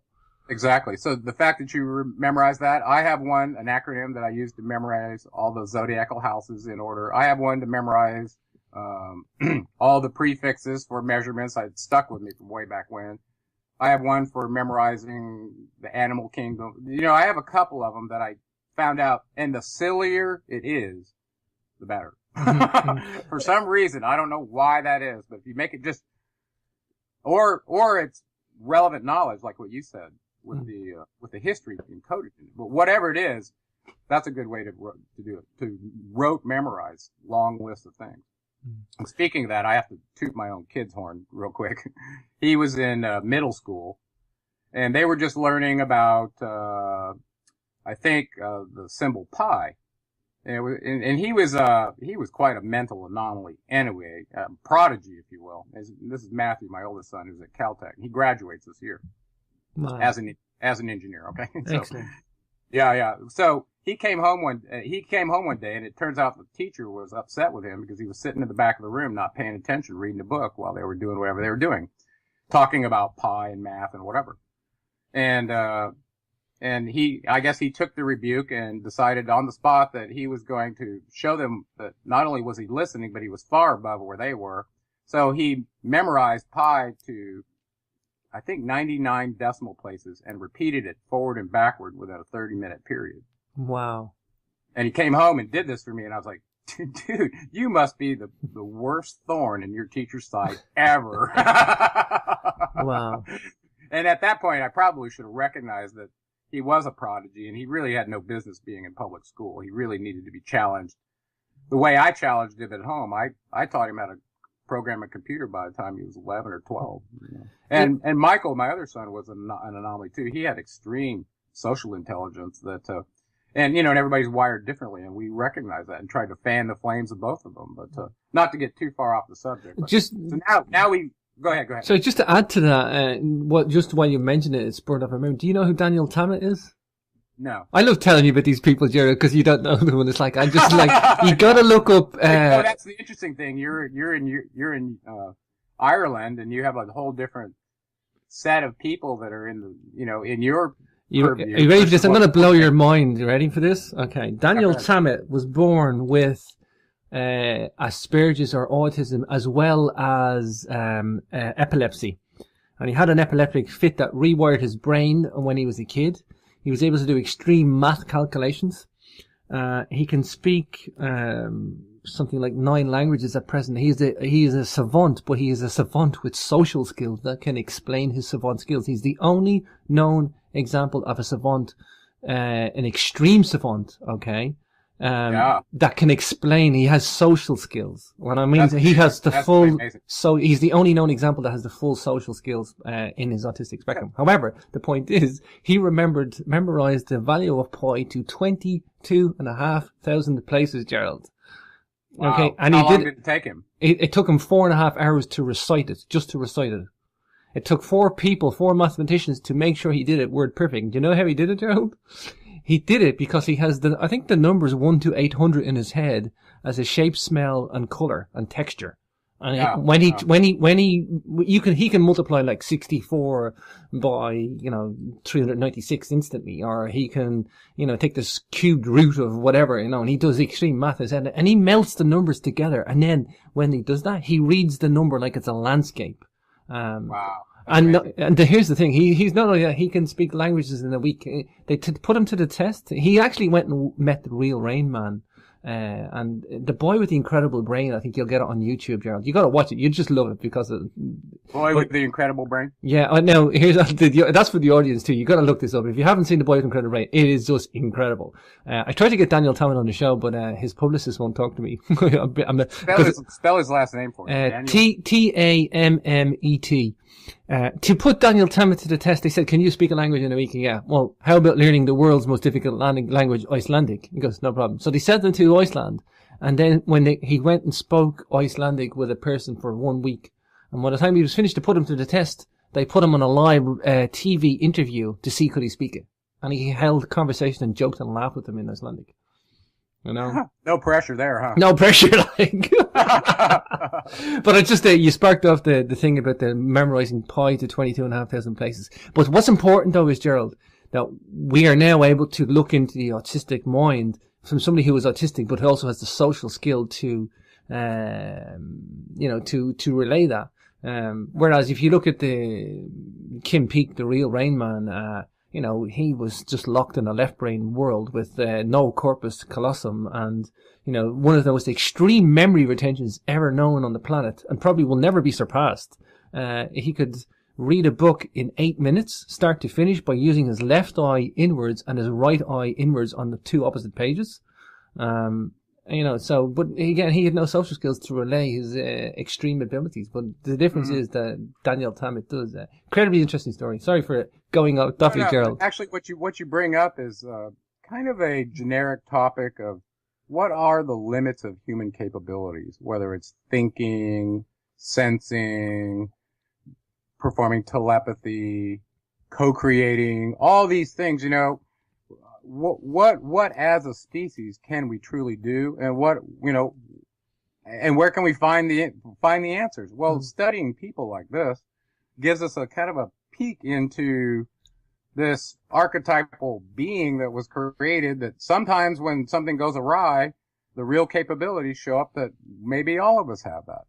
You know what I'm saying? Yeah, and here's the thing, and a good point. Go back into the archetypal way, or Daniel Tama. I mean, if Daniel Tama has this ability and is able to function in a social sense, why can't we all have it? I mean, we used to think, until we became known of Daniel Tama, we used to think that you either had to be autistic with a fully left brain or a fully right brain autism, to have these extremes ability, and to be that extreme, there's a trade-off. You lose something, like you lose social skills.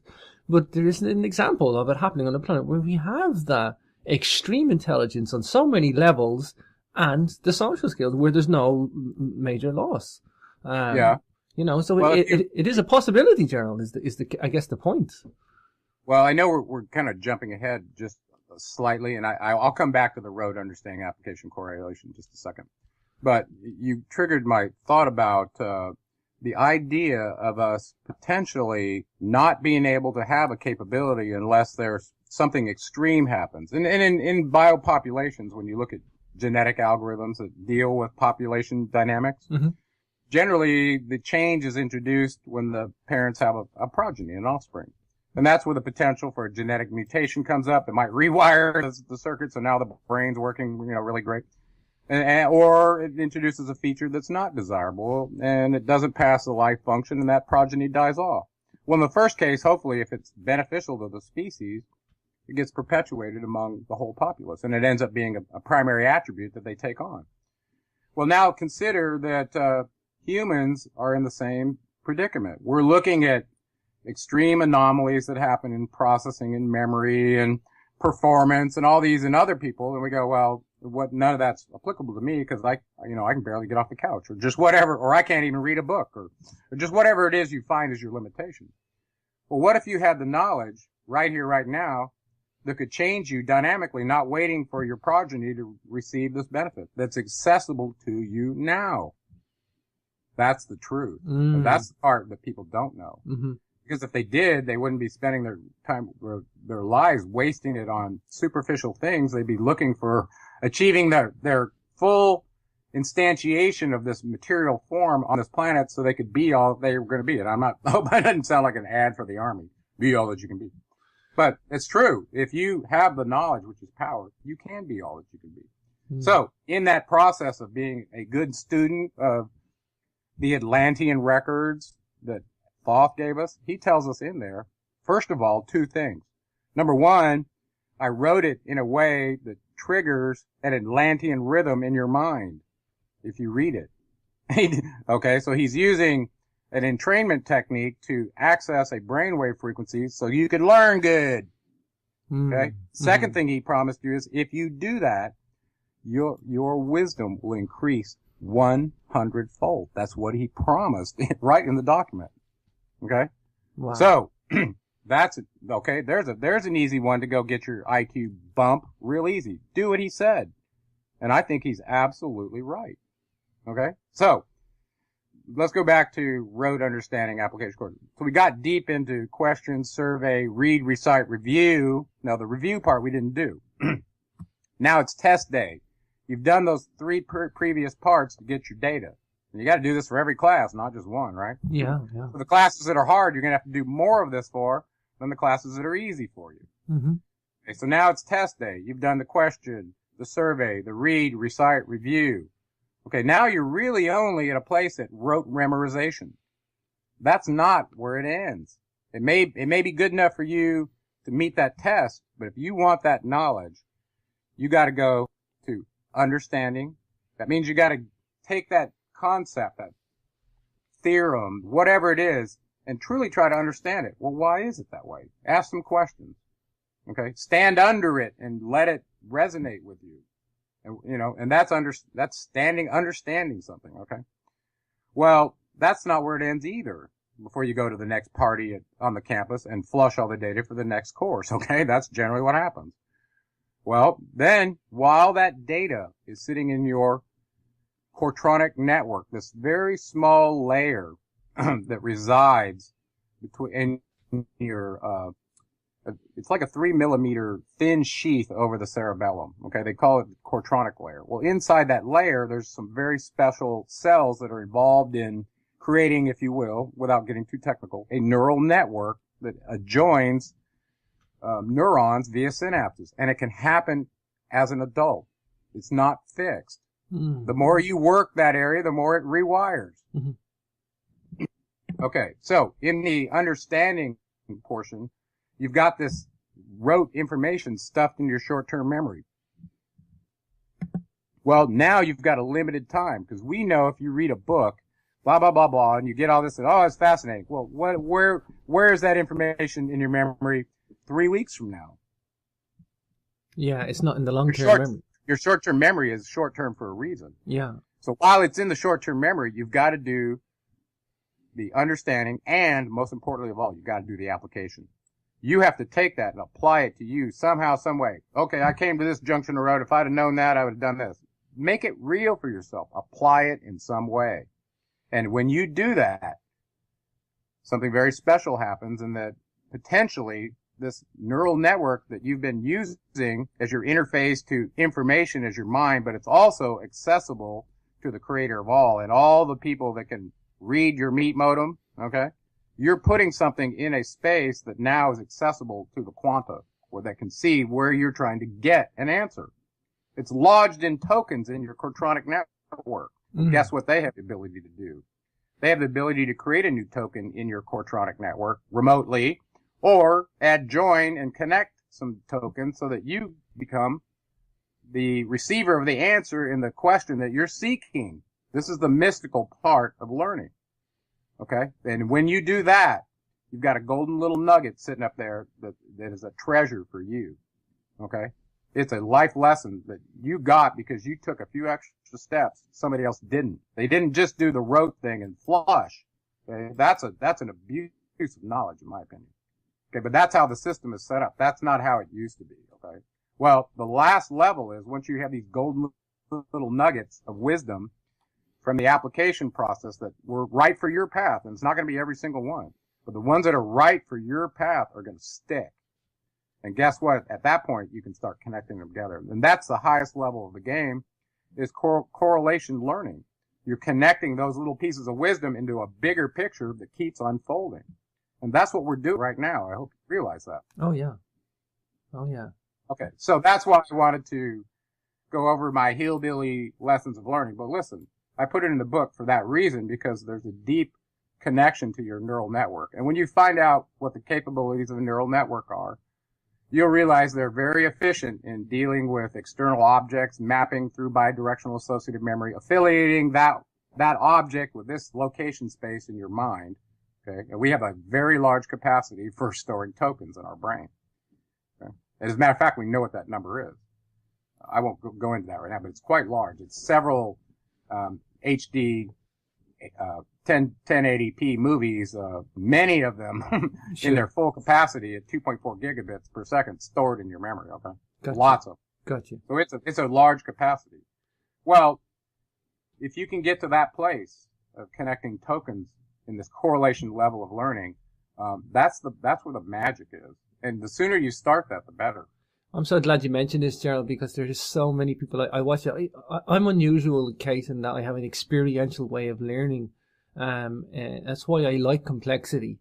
But complexity is easy for me, whereas simple concepts are harder. And that may seem counterintuitive to most people. It doesn't really matter for the case of what I'm about to say, but I have an experiential way of learning. Unless I experience it, I don't remember it. But if I experience it, I never forget it. That's the application part. And that's the application part. But that's the thing that I find the easiest, Gerald. And the other stuff I don't, but that comes from me first. I'm trying to experience. I'm trying to experience. I hope that's a revelation for you. Oh, it is, and it's nice. As a student, the fact that you do that is why we're having this conversation. But because not only that, you went up the learning chain. You didn't just take on the capacity of a talking head, you know, so that. And the downside, that there is a downside, Gerald, in that I do this very easy, but the problem is I try to experience something before I've done the learning. And it's a kind of reverse process for me. It's a unique case, but I really understand. Oh, that's kind of like surveying before you actually create the whole for the question survey, read, recite, review process. But you're doing multiple things beyond just rote. That's what I'm. But the thing is, you're getting understanding and you're getting application. Yeah, the application is the most important part of the theory anyway. I mean, most people would kill for what I have, the understanding complexity in an instance. What you've done by being exposed to all these different knowledge from these different authors and such in your radio program capacity, just like Einstein got to see all these patents working in the patent office. Mm-hmm. Because you've done what you've done, you've generated several tokens of wisdom, and it's connecting the dots. So the fact that you can jump from one subject to another so readily is because you're operating at a correlation level of learning. Yeah. Like I say, I excel in complexity. I excel in the learning experiential. The more complex, the more varied subjects, the more I excel. The more, if you put me in a simple, mundane environment, I go crazy trying to remember something simple. Which is fine. I mean, but there is, even if it's just the other way around for normal people, that's fine. I mean, the problem is a lot of people do that hard work and they don't do that last experiential application part. Right. They're losing it. There's a time constraint, and this is it. The time that rote information that you got into your short-term memory, that time frame, whatever it is for you, is the time you have to apply it, or it's gone. And I see people not doing that, Gerald. I see them not applying what they've learned. And the thing is, if you just apply it for the sake of it, you'll never forget it. You know? Yeah, it reminds me of these self-help books. Use it or lose it, basically, Gerald. Use it or lose it. Yeah, it's use it or lose it, absolutely. And, you know, what's abominable to me, without getting too negative, is that the education system, especially in America, has been set up to basically facilitate the rote memorization process, regurgitate on a test, because they're set up that way. And then you flush it and you go on to the next one. And because of the workload that they give the kids, you really have no time to do any of the other processes. Yeah, for sure. Well, compare and contrast that with a dialogue between Plato and Socrates. A dialogue like what we're doing is the key to exploring new knowledge without defending some belief, and it moves the information state along such that those tokens can be rewired. Okay? You know what? So dialogue is key. Do you know what I realize as well? Something, Gerald, and I realized this ability in me in my mid-20s, and in a way I've kind of understood the rote learning process that you've just described, Gerald. But in my own understanding, in my own way, I know exactly what you're talking about because I've experienced it. However, I used to read, for example, a book about ancient Egypt from an engineering perspective. And then I read a book about ancient Egypt from an astronomer's perspective, an archaeoastronomy or some astronomy theory. And then I'd read it from the Egyptology perspective. And then I would have read ancient Egypt, something about the pyramids, from 3 different angles, from 3 different reasons. It's all, in one respect, the same subject area, but all 3 different theories for 3 different reasons. But some of the same names of the same people might be crossing over, and in that little complexity and the experience of, that was an experience for me, and in that experiential event of 3 different theories, but the same subject matter from the same angle, there was a crossover information there, and I could feel my neural pathways being burnt with that information, and I can retain information that I read when I was younger, Jana, just like I could just recite it, Gerald, like it was in that room. I can even tell you the smell and the environment of the room I was in, the time of day. And I know there's times that when I read something and I can feel it getting burnt into my neural pathways and that neural network, I know that process for me was extreme when I was reading some of the almost poetic styles that the Sumerians used, and it really changes your assimilation of information. Mm-hmm. And I actually looked into neural science to understand memory as a result of this. I look up everything. I look up all sorts of subjects. I have everything from, science, psychology, history, geography, politics on my shelf there. I read everything. I'm just a reading fact books, and I always did that.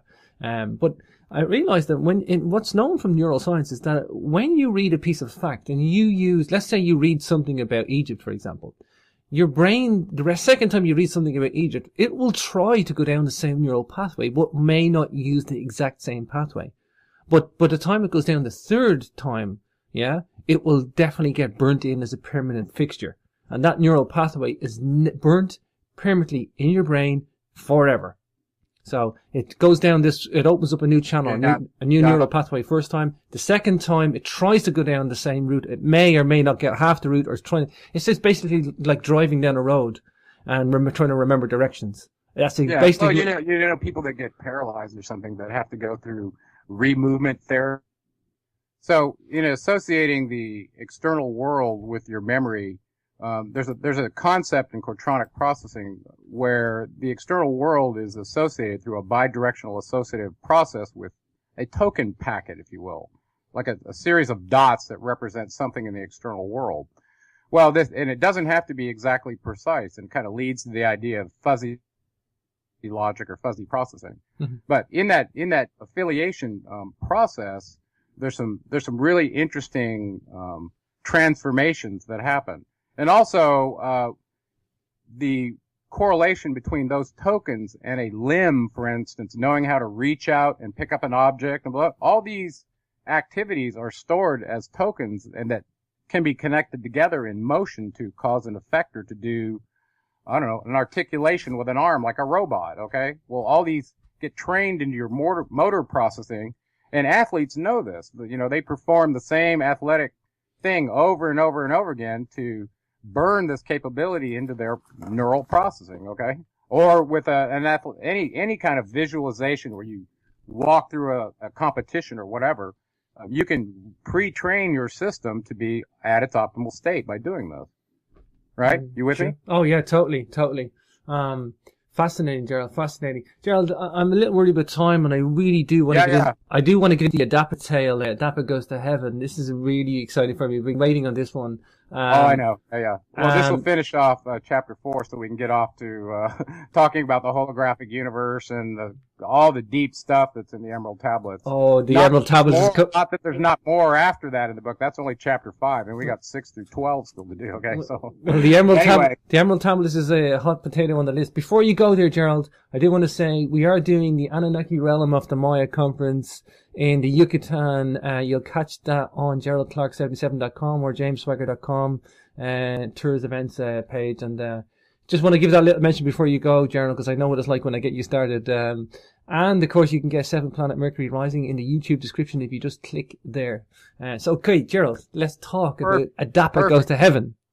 Okay, so going back to the Atrahasis, Enki created this being that they decided was going to be the primitive man archetype. Some of them call him Adam or the Adapa. It was the same being. Okay. Mm-hmm. Well, at one point, I think Enki, being the scientist and creator of this being, had to account for what he did to his father. Essentially, he just introduced a new mining capability, a new tool. Mm. Okay, so he actually gave direction to Ningshita, who was called Gazeta in the account, and his other son, Dumuzi, to escort the Adapa to meet his father, Anu, on Nibiru. And now, Sitchin tells an account in the Lost Book of Enki where a tablet was given secretly to Ningshita, then given to Anu, explaining the design constraints of this being, which makes a lot of sense to me, even though it doesn't show up in Stephanie Dawley's version. Okay? And so in Stephanie Dawley's version from the Myths of Mesopotamia, this being, Adapa, apparently was very, very wise. And he did all the cooking and the priestly functions in the city of Eridu when they were supposedly thrown out of the Garden of Eden, right, which was in Eridu. He and the female Eve. Well, he was intersected and taken to the temple. So he may have left the garden, but he went right around the corner and ended up the chief priest, the first one in Eridu. And he was taught significant knowledge by Enki. So much so that in the tale, he's out fishing and he gets the fish for feeding the people, including Enki. He's like Enki's primary servant, okay? Mm-hmm. And so he's talking about it, serving his Lord Ea, Enki, and he's going out fishing, and all of a sudden he gets caught up in a storm. Well, you realize that Enki was the Lord of the Water, so he basically gets upset over the idea that the ocean is acting against him because his progenitor, his deity that he serves, in control of this. So he does something that he probably would not normally have done. And apparently the storm was severe enough that it knocked him out of the boat. Okay. Well, he incited something of some deep priestly knowledge that Enki had taught him about controlling the elements. Now that sounds really crazy and unbelievable. As we move on through this discussion in this book, this will not be as unbelievable as it seems now. Okay? He did sort of an incantation that caused the south wind, apparently he was in a sailing vessel, to cease for 7 days. Now this was interesting that it was for 7 days. Are you with me? Oh yeah, I'm listening, bro. I'm attentive. Okay. So when he did that, apparently, because of the rules of the holographic simulator that he instantiated to make this happen, he got the attention of Anu on Nibiru, who was monitoring everything, if you will. Okay? Well, that's why Enki was summoned to tell him, hey, you need to send this being up here and introduce me to who this is that just did what, Basically, he's got a primitive worker that's using knowledge about the creator of all through the simulator that came from that the Niburians had as well. This was a no-no for Anu. Anu was not impressed with this. He goes. Dare I say pissed? Yeah, you'll see in the account, Anu says something quite funny. He goes, blah, blah, blah. He did what? Heaven help him for what he just did. Very interesting saying, right? Heaven help. So Enki summons, his two sons to escort the adapa to go meet Anu. And there were several players. I'll just give them real quick, and then we can move on to playing the account, because I know we're sneaking up on the end here.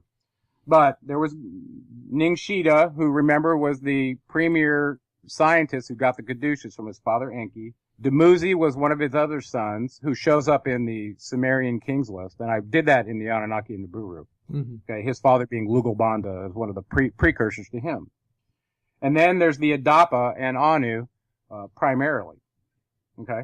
Sure. So the dialogue takes place directly between the Adapa and Dumuzi and Ningshita, and between Adapa and Anu. And some really pertinent stuff comes out of that. Number one, you ask yourself, well, why the visit? Well, clearly Enki needed to expose the idea that he'd created life on another planet, and what the constraints were for this being to his father. I mean, it would be an expectation not to be overlooked. Wow. Okay, so I'm sure as a scientist he was called to the carpet to explain, and this is part of what he's doing. Now, the crazy part about this story is Enki meets up with the Adapa and predispositions him in the conversation that he knows he's going to have with Anu, and tells him what to say, what to do, and what not to do. Mm-hmm. This is pretty high level coaching. Okay, it's like, is he a free will being or is he your agent? Okay. Well, a couple of things he tells him is he's not to eat or drink what's offered to him, because he knows on Nibiru they partake of a ritual that causes immortality by ingesting something liquid and eating something like a bread cake that affects their telomeres where they don't age. This is their secret to immortality. Okay, so Enki tells him he's not to partake of that. So all of a sudden you go, okay, so you created us. What are the other constraints you gave us? Well, he tells us in this account, you were created to have a lifespan of 120 years and you got intelligence. Boom. That's it. That's what you got.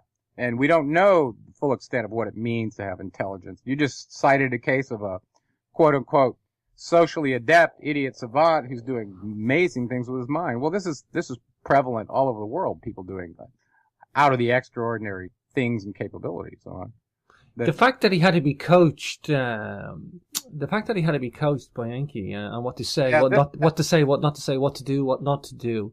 That's almost like he's trying to appease his father in some way, essentially what it ends up in is this being dressed in a disheveled way, presented to Anu as if he's in mourning, and that the being is a low-level primitive worker cowering in front of his father. That's the way it came off. And some people have talked about this being correlated with the first thoughts or insinuations that man was born in a fallen state and so on. Well, the decrees that Anu makes relative to the Adapa going back to Earth could be taken that way. Do you think Enki made the Adapa a bit too much good, and then Anu found out, and then he's like, okay, yeah, don't tell Anu everything I did, please? Well, that's part of it is, I was reading this story and reading the account, trying to understand what is our destiny? What are we designed to be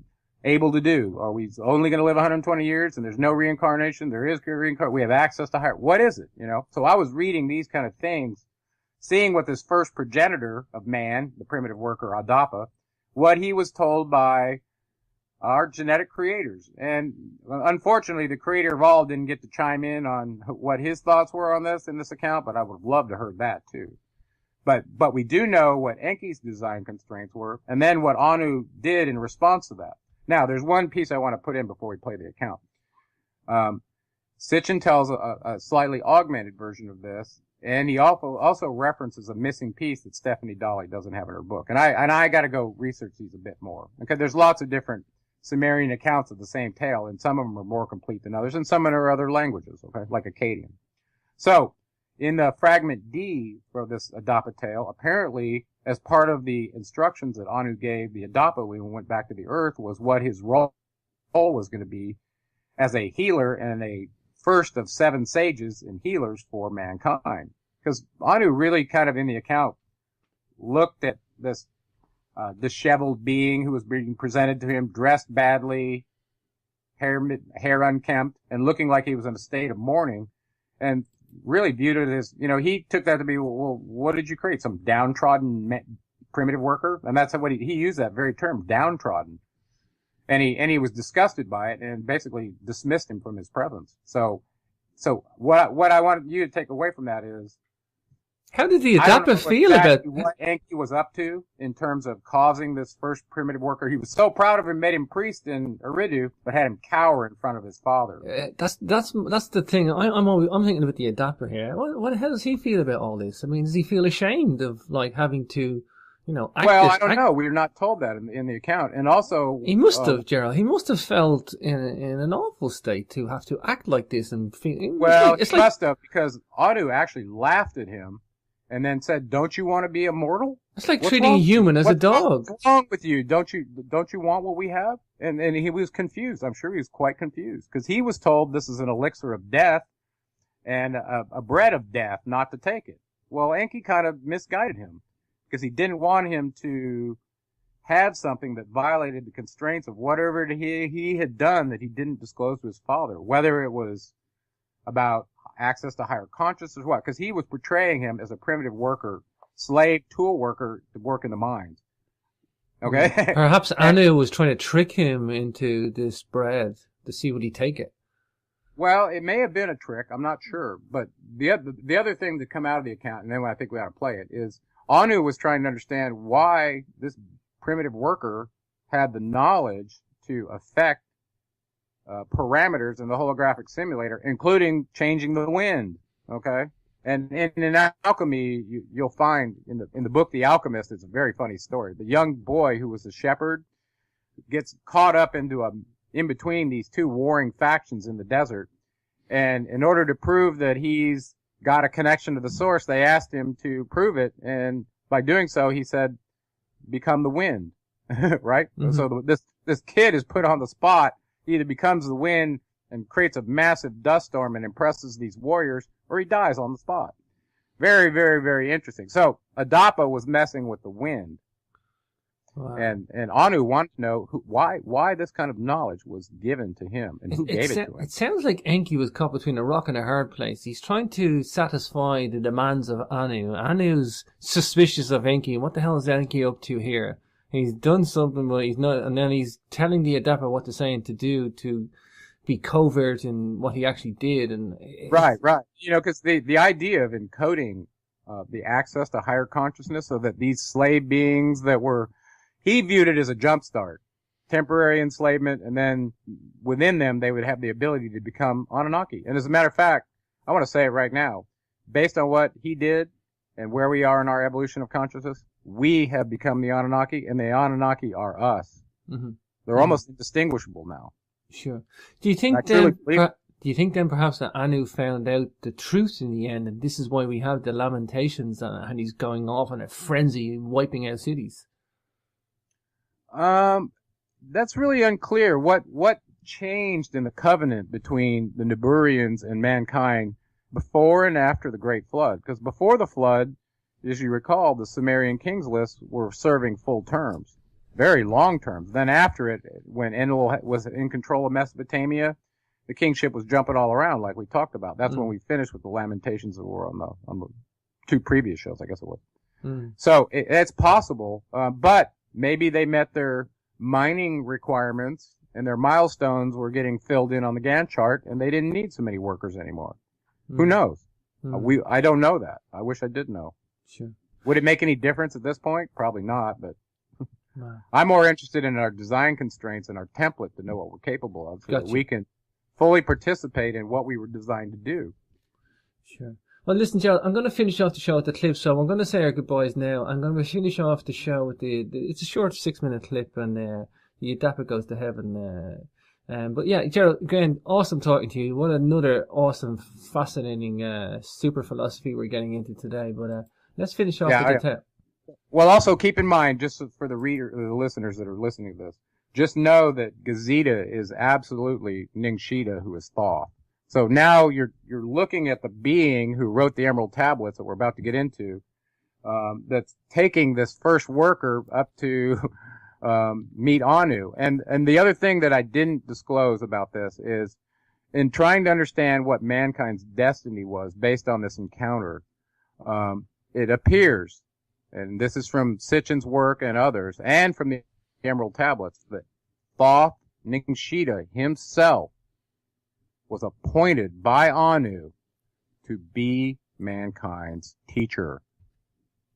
So I want that to resonate with people. And when you see me making correlations between Ningshita and Jesus later in the tablets, where he talks about holding the keys to the kingdom, keep that in mind. He's right here holding the first being, escorting him to meet the highest ranking member of the Anunnaki Council, and he comes back to Earth committed to a mission. Because it's pretty clear the primitive workers are going to need an agent to become what they were designed to be. Sure. Well, Gerald, I really can't wait to get into the Emerald Tablets and Thoth the Atlantean. Let's get there on the next episode. For now, we're going to play the Adapa tale. All right, brother. Hey, it's been great, and I'm going to say my goodbyes now, and I can't wait to the next one. Hey, we need to let the listeners know when the next one's going to be. Probably in about a week from now, Gerald, I would say. Perfect. Okay. Let's do it on the equinox, Gerald. Let's do it on March 21st on the equinox. How about we do it on the 20th with the full solar eclipse? Yeah? All right, let's do it. March 20th. Let's roll it out on March 20th. Perfect, buddy. Okay. Until then, Gerald, let's finish off the Adapa tale. Adapa goes to heaven. All right. Love you, brother. You too. The Adapa tale. Several lines missing. Thoughtfulness. His word command like the word of Anu. He, Ea, made broad understanding perfect in him. Adapa, to disclose the design of the land. To him he gave wisdom, but did not give eternal life. At that time, in those years, he was a sage, son of Eridu. Ea created him as a protecting spirit among mankind. A sage, nobody rejects his word. Clever, extra wise, he was one of the Anunnaki, holy, pure of hands, the Pasisu priest who always tends the rites. He does baking with the bakers, does the baking with the bakers of Eridu. He does the food and water of Eridu every day. Sets up the offering table with his pure hands. Without him, no offering table is cleared away. He takes the boat out and does the fishing for Eridu. At that time, Adapa, the son of Eridu, when he had got the leader Ea out of bed, used to feed the bolt of Eridu every day. At the holy quay, Karusakar, he embarked in a sailing boat, and without a rudder his boat would drift. Without a steering pole, he would take his boat out into the broad sea, gap of uncertain length. South wind, send him to live in the fish's home. South wind, through you send your brothers against me. Many there are. I shall still break your wing. No sooner had he muttered these words than South Wind's wing had broken. For 7 days South Wind did not blow toward the land. Anu called out to his vizier, Yellabrat, "Why hasn't the south wind blown toward the land for 7 days?" His vizier, Yellabrat, answered him, "My lord Adapa, the son of Ea, has broken the south wind's wing." When Anu heard this word, he cried, "Heaven help him," rose up from his throne, "Send for him to be brought here." Ea, aware of heaven's ways, touched him, and made his wear his hair unkempt, clothed him in mourning garb, gave him instructions. "Adapa, you are to go before King Anu. You will go up to heaven, and when you go up to heaven, when you approach the gate of Anu, Dumuzi and Gesida will be standing in the gate of Anu. We'll see you. We'll keep asking you questions. Young man, on whose behalf do you look like this? On whose behalf do you wear mourning garb? You must answer. 2 gods have vanished from our country, and that is why I am behaving like this." They will ask, "Who are the 2 gods that have vanished from the country?" And you must answer, "They are Dumuzi and Gesida." They will look at each other and laugh a lot, will speak a word in your favor to Anu, will present you to Anu in a good mood. When you stand before Anu, they will hold out for you the bread of death, so you must not eat. They will hold out for you the water of death, so you must not drink. They will hold out a garment for you, so put it on. They will hold out oil for you, so anoint yourself. You must not neglect the instructions I have given you. Keep to the words that I have told you. The envoy of Anu arrived. "Send to me Adapa. Who broke the south wind's wing?" He made him take the way of heaven, and he, Adapa, went up to heaven. When he came to heaven, he approached the gate of Anu. Dumuzi and Gesida were standing in the gate of Anu. They saw Adapa and cried, "Heaven help him. Young man, on whose behalf do you look like this? Adapa, on whose behalf do you wear mourning garb? 2 gods have vanished from the country, and that is why I am wearing mourning garb." "Who are the 2 gods who have vanished from the country?" "Dumuzi and Gesida." They looked at each other and laughed a lot. When Adapa drew near to the presence of King Anu, Anu saw him and shouted, "Come here, Adapa. Why did you break South Wind's wing?" Adapa answered Anu, "My lord, I was catching fish in the middle of the sea for the house of my lord Ea, but he inflated the sea into a storm, and South Wind blew and sank me. I was forced to take up residence in the fish's home. In my fury I cursed South Wind. Dumuzi and Gesida responded from behind him, spoke a word in his favor to Anu. His heart was appeased. He grew quiet. Why did Ea disclose to wretched mankind the ways of heaven and earth? Give them a heavy heart. It was he who did it. What can we do for him? Fetch him the bread of eternal life and let him eat. They fetched him the bread of eternal life, but he would not eat. They fetched him the water of eternal life, but he would not drink. They fetched him a garment, and he put it on himself. They fetched him oil, and he anointed himself. Anu watched and laughed at him. "Come, Adapa, why didn't you eat? Why didn't you drink? Didn't you want to be an immortal? Alas for downtrodden people! But Ea, my lord, told me, you mustn't eat, you mustn't drink. Take him and send him back to the earth." Gap of unknown length. It may not be reality for a lot of people, okay? But if you can find the pure opposite of male and a female, and you bring them together, and they activate their ball fields and bring those together in a Merkaba star tetrahedron, guess what that does when you're together? Now, all of a sudden, you join the male and the female archetypes together, and there's extreme power there, and it's always been known. But it's been hit. That's why the female matriarchy was so suppressed, I believe. And I believe the female matriarchy, listen, Thoth said he was his own energy plus Isis's energy. Well, Isis was a higher ranking maternal being and farther up the genealogy tree than he was. So somehow he's taken her energy as the creator mother that worked with Enki, incorporated that energy himself, and made him the portal for all archetypes, male and female, to ascend. That's astounding to me. Do you think there are groups or people out there, without nominating too many of the clandestine surreptitious groups, but do you think that they would use these archetypes against humanity to manipulate, control, or twist or shift ourselves towards the wrong direction, or confusion or stuff like that? Yeah. Well, it's called namesake smearing, and it's happening in the headlines right now. Let me give you just one example. I could come up with many. Let's think about the word Isis, what I just told you, as being Ninhartsog, the mother goddess. Mm-hmm. Now, imagine trying to smear her by affiliating her with the most barbaristic, inhumanity to man ever seen on camera that's going on in the Middle East right now under the same group funded by you-know-who. What kind of smear campaign is that against her? Yeah. And she's mother of mankind, essentially, and her name is being smeared as with some barbaristic acronym death squad, okay? So, now, check this out. In that same region, pardon me, let me clear my throat. Yeah, the acronym in that same region, there was another female that was trying to take over her namesake and her planet, and that was one of the Enlilites, Inanna.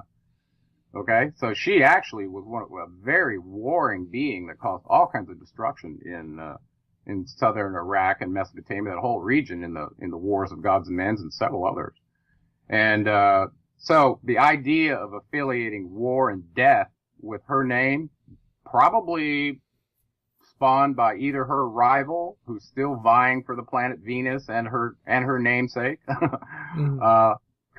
There's a prime example, and I could give you a couple others for Enki and Ningshita as well. Mm-hmm. Think about the trident. What symbol was on MH17? What symbol was on the Ukrainian flag before all this went down? Okay, mm-hmm. That region belonged to Enki before it's being destroyed. So there's another example, and I'll tell you one more while we're on it. I didn't think I was going to give you three, but I will. When you research history, you're going to find out that Ningshita, Thoth, was the founder of the Persian nation. So it's no coincidence that his father, Ahura Mazda, Enki, was in charge as the god of light and wisdom. Mm-hmm. Well, why are they in the crosshairs of Enlil's domain right now? Yeah. Well, now you know why. All three of them that were involved in mankind's creation account are getting smeared. Wow. All three. Wow. Okay. Anyway, and I didn't want to get too far off on that. Well, it's current and it's political and it's happening right now. We could do a whole show just on that, and we'd probably have agents out after us once I disclose what I know. But I'm glad you mentioned the acronym ISIS and why it's a smear campaign, because it's the first thing I thought when I heard the name. I'm like, ISIS? What the hell is ISIS? I'm like, oh, it's this surreptitious group that's going around this barbaric vandalism. I'm like, well, why are they named the same as an Egyptian goddess? I'm like, well, hang on. Exactly. And this gets really deep. I put out a table of you're the only one I've ever heard talk about that, Gerald. Everybody else seems to ignore this fact. I put out a table of weapon systems that the United States focused on since about 1950 after World War II. Mm-hmm. And I put all the Greek god names in there and all the weapon systems that all of a sudden started being developed. And, that's when the arms race started in a big way. And, there were several instances of Zeus, and Atlas and Poseidon's this, and even the latest one is a Hermes 9000 drone that Israel is doing. You're talking about a smear on Ningshita. Wow. Anyway, we should stop there and plan some time to talk about. Let's look at the archetypes in ancient times. I mean, like the big question is the archetype in our DNA, and did the Sumerians know this? Did they obviously if they created us, they would have known exactly what's in us. However, were these archetypal figureheads put into our history, into our culture, into our civilization, so that they would? Yes, they were. They were, and they were put into not only in the drama plays that were being used to teach mankind lessons in Greece and elsewhere in their amphitheaters, in our movies now. But listen, Thoth encoded the entire knowledge that he had in the tarot cards. And a lot of people just dismiss the tarots because they don't understand them. And I'm going to make a play for Lavalier right now. He wrote a book called Genesis of the Cosmos, where he understood this Isis, Osiris, Horus myth, how it related to the Egyptian law of continuous creation. We're talking about manifesting matter in the holographic simulator, live and inanimate. Mm-hmm. Okay? That's what we're talking about encoded in those cards. And when you realize that, it's like, oh my goodness, this is, and he's very scientific and very deep, okay? But, but in that archetypal, excuse me, in that archetypal discussion in Egypt, when you look at those cards and really study them and realize what Thoth is telling you, he actually invented those, okay? Wow. He put those old archetypes together. And on top of that, I want to kind of put something out there that I've never broached before. And I've always been very confused on it. And I may still be, okay? But I really like Lavalier, and I really value his research. And this is coming from him, not me, but I agree with him, okay? And I'm going to update my genealogy table based on that. In that story of Isis, Osiris, and Horus, in this discussion of law of continuous creation and the archetypes, okay? Mm-hmm. He discloses something about the symbols in the Magus card in his book. And I think I put this in my book as well. The Magus card is showing this being having a connection with the laws of the creator of all in terms of manifesting matter and such. Okay? Very, very astounding to realize that. Well, he was holding a scepter of a very special formulation in that picture in the card. Well, it turns out that Osiris was holding the exact same scepter. And he makes the connection through all the correlations in the story that who is Osiris really? Okay, because I had only allowed myself to have Ningshita be in one body in Egypt, and we knew it was Thoth. Okay, mm-hmm. And his father was Thoth, P-T-A-H, Thoth. Well, all of a sudden, I'm seeing this Magus card describing this law of continuous creation, realizing the Magus card has an infinity symbol, the Aurora Borealis, that represents the snake eating its tail, where it's shedding its skin, reincarnating in a new body, over and over and over. Well, that's what he told you in the Emerald Tablets. We're going to get to that. Sure. So all of a sudden, I realized that Osiris was none other than Thoth. And then it made sense to me, because Isis was the energy that he took on in his archetype. Remember, I told you he's a hermaphrodite mm-hmm. in terms of that energy. Okay, maybe more. I don't understand, but we know in the human body, just to make this real for humans, if you fuse the male and female energy, it seems to cause somehow, some way, a functioning across the corpus callosum that joins both sides of the cerebellum, and you begin to operate mentally, emotionally, everything according to the way you were designed. And that doesn't happen until that hemi-sync happens with mm-hmm. humans. Well, now you realize half of it is a feminine issue and half of it is a male issue in the archetype. So the idea also exists in our body is very real. And I believe it ties exactly to the Merkaba fields that we discussed last time, because one of them from the Egyptian teaching is a female and one's a male. So now you're joining those, and I talk about this later in the book, and I refer to it as the twin flame. Mm-hmm. Well, you realize if you split apart the archetype of Thoth, one of them's Isis and one of them's him. So when those really with Dr. Carmen Bolter of the Pyramid Code, Ancient Egypt 5-part series, and before I did the show with her about a DVD documentary, Gerald, I took the notion to read her book. And you know what? Her book was Angels and Archetypes, an evolutionary map of the feminine consciousness. And for some reason, I didn't, here's the thing though, Gerald, I didn't need to read that book to do the show on a DVD documentary, which was about ancient Egypt and ancient high technology and lost technology. But I took the time to read that book. And I'm glad I did, because I didn't get what an archetype was. I was like stupid left brain, concentrating on the stones and the bones, like I said earlier, and the structures and all the high technology, and getting off on that in a way. And yes, there's mystery there, and I like that, and solving it and logical, and that's fine. But I really didn't get what the archetype was until I did that. And I just felt motivated in myself to look at that archetype. I was drawn to it. And when I did, Gerald, I realized the power of what the archetypes are. We need to take back these archetypes. I mean, I think you're right. I think it's, in terms of taking it back, I think what, and I say that, Gerald, I say that because of what you said about them. I think we're being sold these archetypes, or maybe we're being given the hero archetype too much, or maybe there's a list of archetypes, Gerald, and there's all sorts of cultures have these archetypes, or archetypal figures in there. Even ancient Egypt has a lot of archetypes within their own culture, ancient Egypt. And I just think, not to take away from the hero archetype, I think that's incredibly important for altruistic behavior, don't get me wrong, Gerald. But I just think that some of these movies kind of brainwash us too much with focusing on one archetype, or maybe going over the top, and losing the point of what the archetype's for and how important they are. Maybe we lose the importance of these archetypes going, the hero tale. Maybe we're just being, force-fed it instead of naturally knowing it or naturally discovering it. Yeah, in the Mad Max movie Beyond the Thunderdome, Tina Turner sings a song, "We don't need another hero. We just want to know the way. We don't want to know the way home. All we want is blah, blah, blah." Okay, that's third line. But I want to challenge that. The idea that we don't need another hero, that's possible. But the reality is what we want to know is the way home.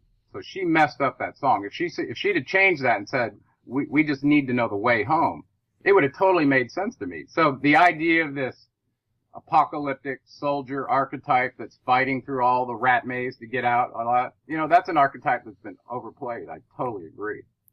Yeah, and some of the feminine, that's why I brought up about the archetypes, because I was really out of touch. Not because I wasn't interested. I just literally didn't understand archetypes. And when I touched on some of the feminine archetypes, I realized the importance of that, and matriarchy and patriarchy, and the difference between them. And that was an incredibly important area of discovery for me, because that was outside this mystery genre, or outside the ancient technology genre and stuff like that. And I just found that, hey, something from an ancient culture is teaching me something fundamentally important about me and archetypes, and all archetypes, not just one. I said, well, if one or two archetypes can teach me about whether it's a mother goddess or a feminine goddess or a hero archetype. I mean, if archetypes can teach you something fundamentally good and positive and fundamental to your existence, I mean, this is incredible stuff, Gerald. Well, it gets better. You realize that the archetype Enki, who had his son Ningshita that gave us those latent circuits, he is the male and female archetype in the Egyptian law of continuous creation that got captured in the tarot cards. So the Magi card is male and female because he's both archetypes. Try that head on.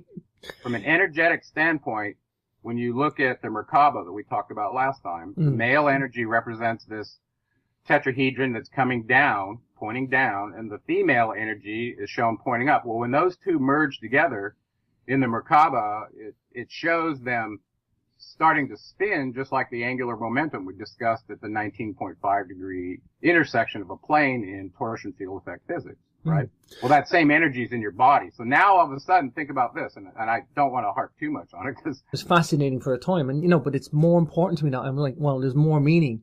If an ancient race, alien, or whatever you want to call it, came to this planet and engineered us, or you just want to say that there was an ancient astronaut theory there, and that's fine, okay? That has serious implications. Who we are, well, now remember this last what we do. show before, we tracked down the latent DNA circuits that now all of a sudden make it not out there somewhere, that it's an artifact, a pyramid, some acoustic chamber, or whatever. And that's stuff's all important. The reality is it lands you right back in your body, which is your interface to the infinite, and that's what we're digging into. Yeah, and that's important to look at all those artifacts and look at all those ancient cultures on the pyramids. But like I say, what I like about authors like yourself coming to the show, Gerald, is you're providing something else. You're providing the layer behind that.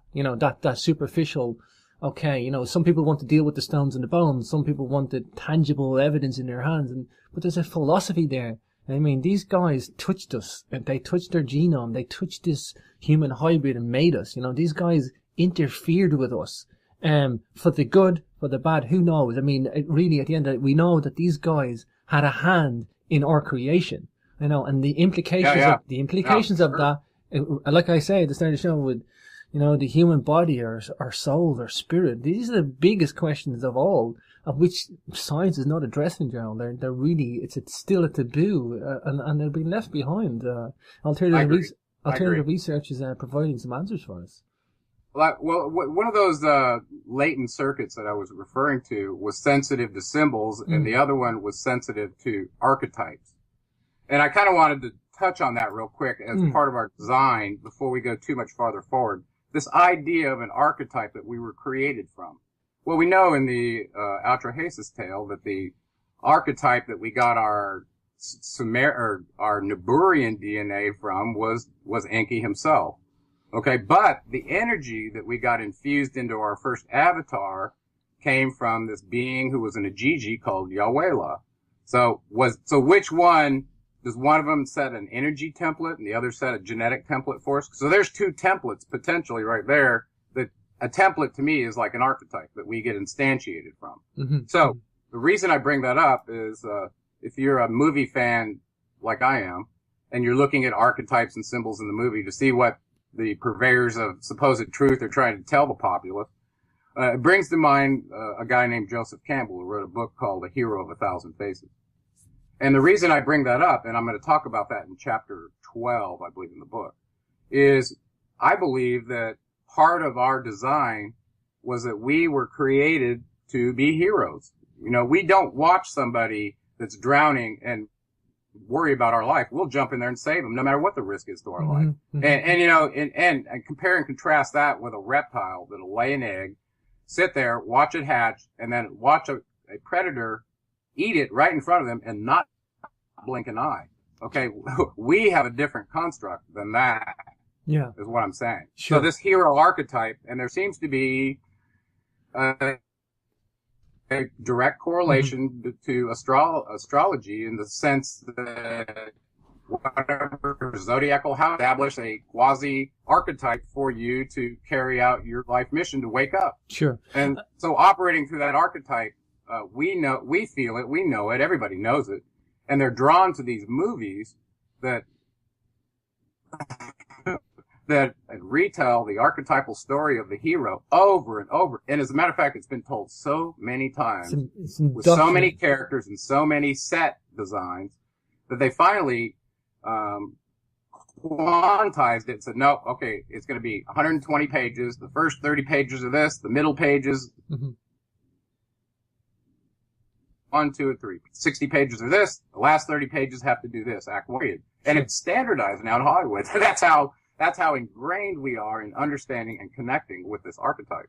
Okay, sure. So I wanted to bring that up. I think it's endemic in our design, and recognizing that and facing your fears to become the hero that you're supposed to be and you were designed to be, I think is part of our awakening path. You know, so there's only fear and love, right? Well, fear is the one that you from becoming. Sure. You know, I did a show on, hi everybody and welcome back to Capricorn Radio. This is your host James, and we are talking to our good friend and returning guest of the show, Mr. Gerald Clark. We're going to do another edition in the series of podcast shows we're running out on the Anunnaki and his latest book, Seventh Planet, Mercury Rising, getting in some deep topics, and they'll be getting more profound each show we do. You know, we did some heavy duty background on the human body on the last episode. Fascinating, really enlightening for me to get into some really, really deep, profound stuff on the human body.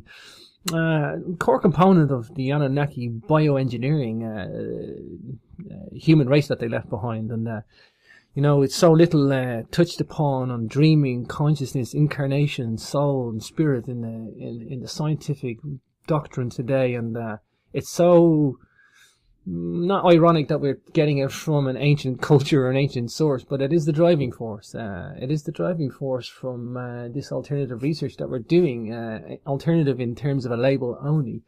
Of course, you can check out Gerald Clark on geraldclark77.com. Without further ado, let's not keep our guests waiting any longer. Hi, Gerald. Welcome back to the show. Hi, James. It's so good to be back with you, and every time it just keeps getting better. Oh, it's been too long, Gerald. You know, I disappeared on a little holiday, so sorry for leaving you on the sideline there, but I had to get myself refreshed from the knowledge you have been inducing into my mind on these shows, Gerald. Well, I hope it doesn't take more than 10 days, because we'll have to slow our shows down a little bit. Gerald, I mean, you know, No, actually, it's I all... really appreciate the fact that, and I'm going to talk a little bit about this later today, kind of the modes of learning that I've come across through this life that I'm going to share as part of the composition of man. But we'll get to that. But you follow some of those rules naturally, and that's why you're such a good host. Oh, thank you, brother. Thank you. And I'm a knowledge seeker too, and that's from all sources, from spirituality, consciousness, science, ancient history. I look at anything because I want... It's not just truth or knowledge, Gerald. I'm seeking answers to fundamental questions that I and the rest of the human race have. And some of the human race aren't asking these questions, or they're not really knowing how to ask these questions.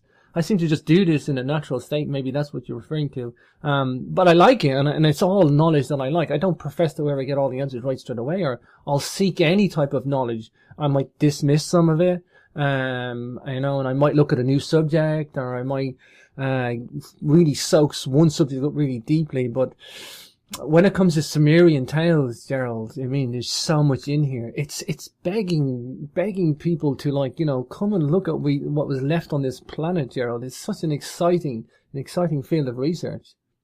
Yeah, I think that's how I started too. Once I read the documents, wanted to go into corroboration mode, go look at external things to try to verify that I wasn't just reading fanciful things, from somebody who might be lying. So I'm with you on that. And the thing about the Sumerian tales for me is how they bring us even to today, here and now.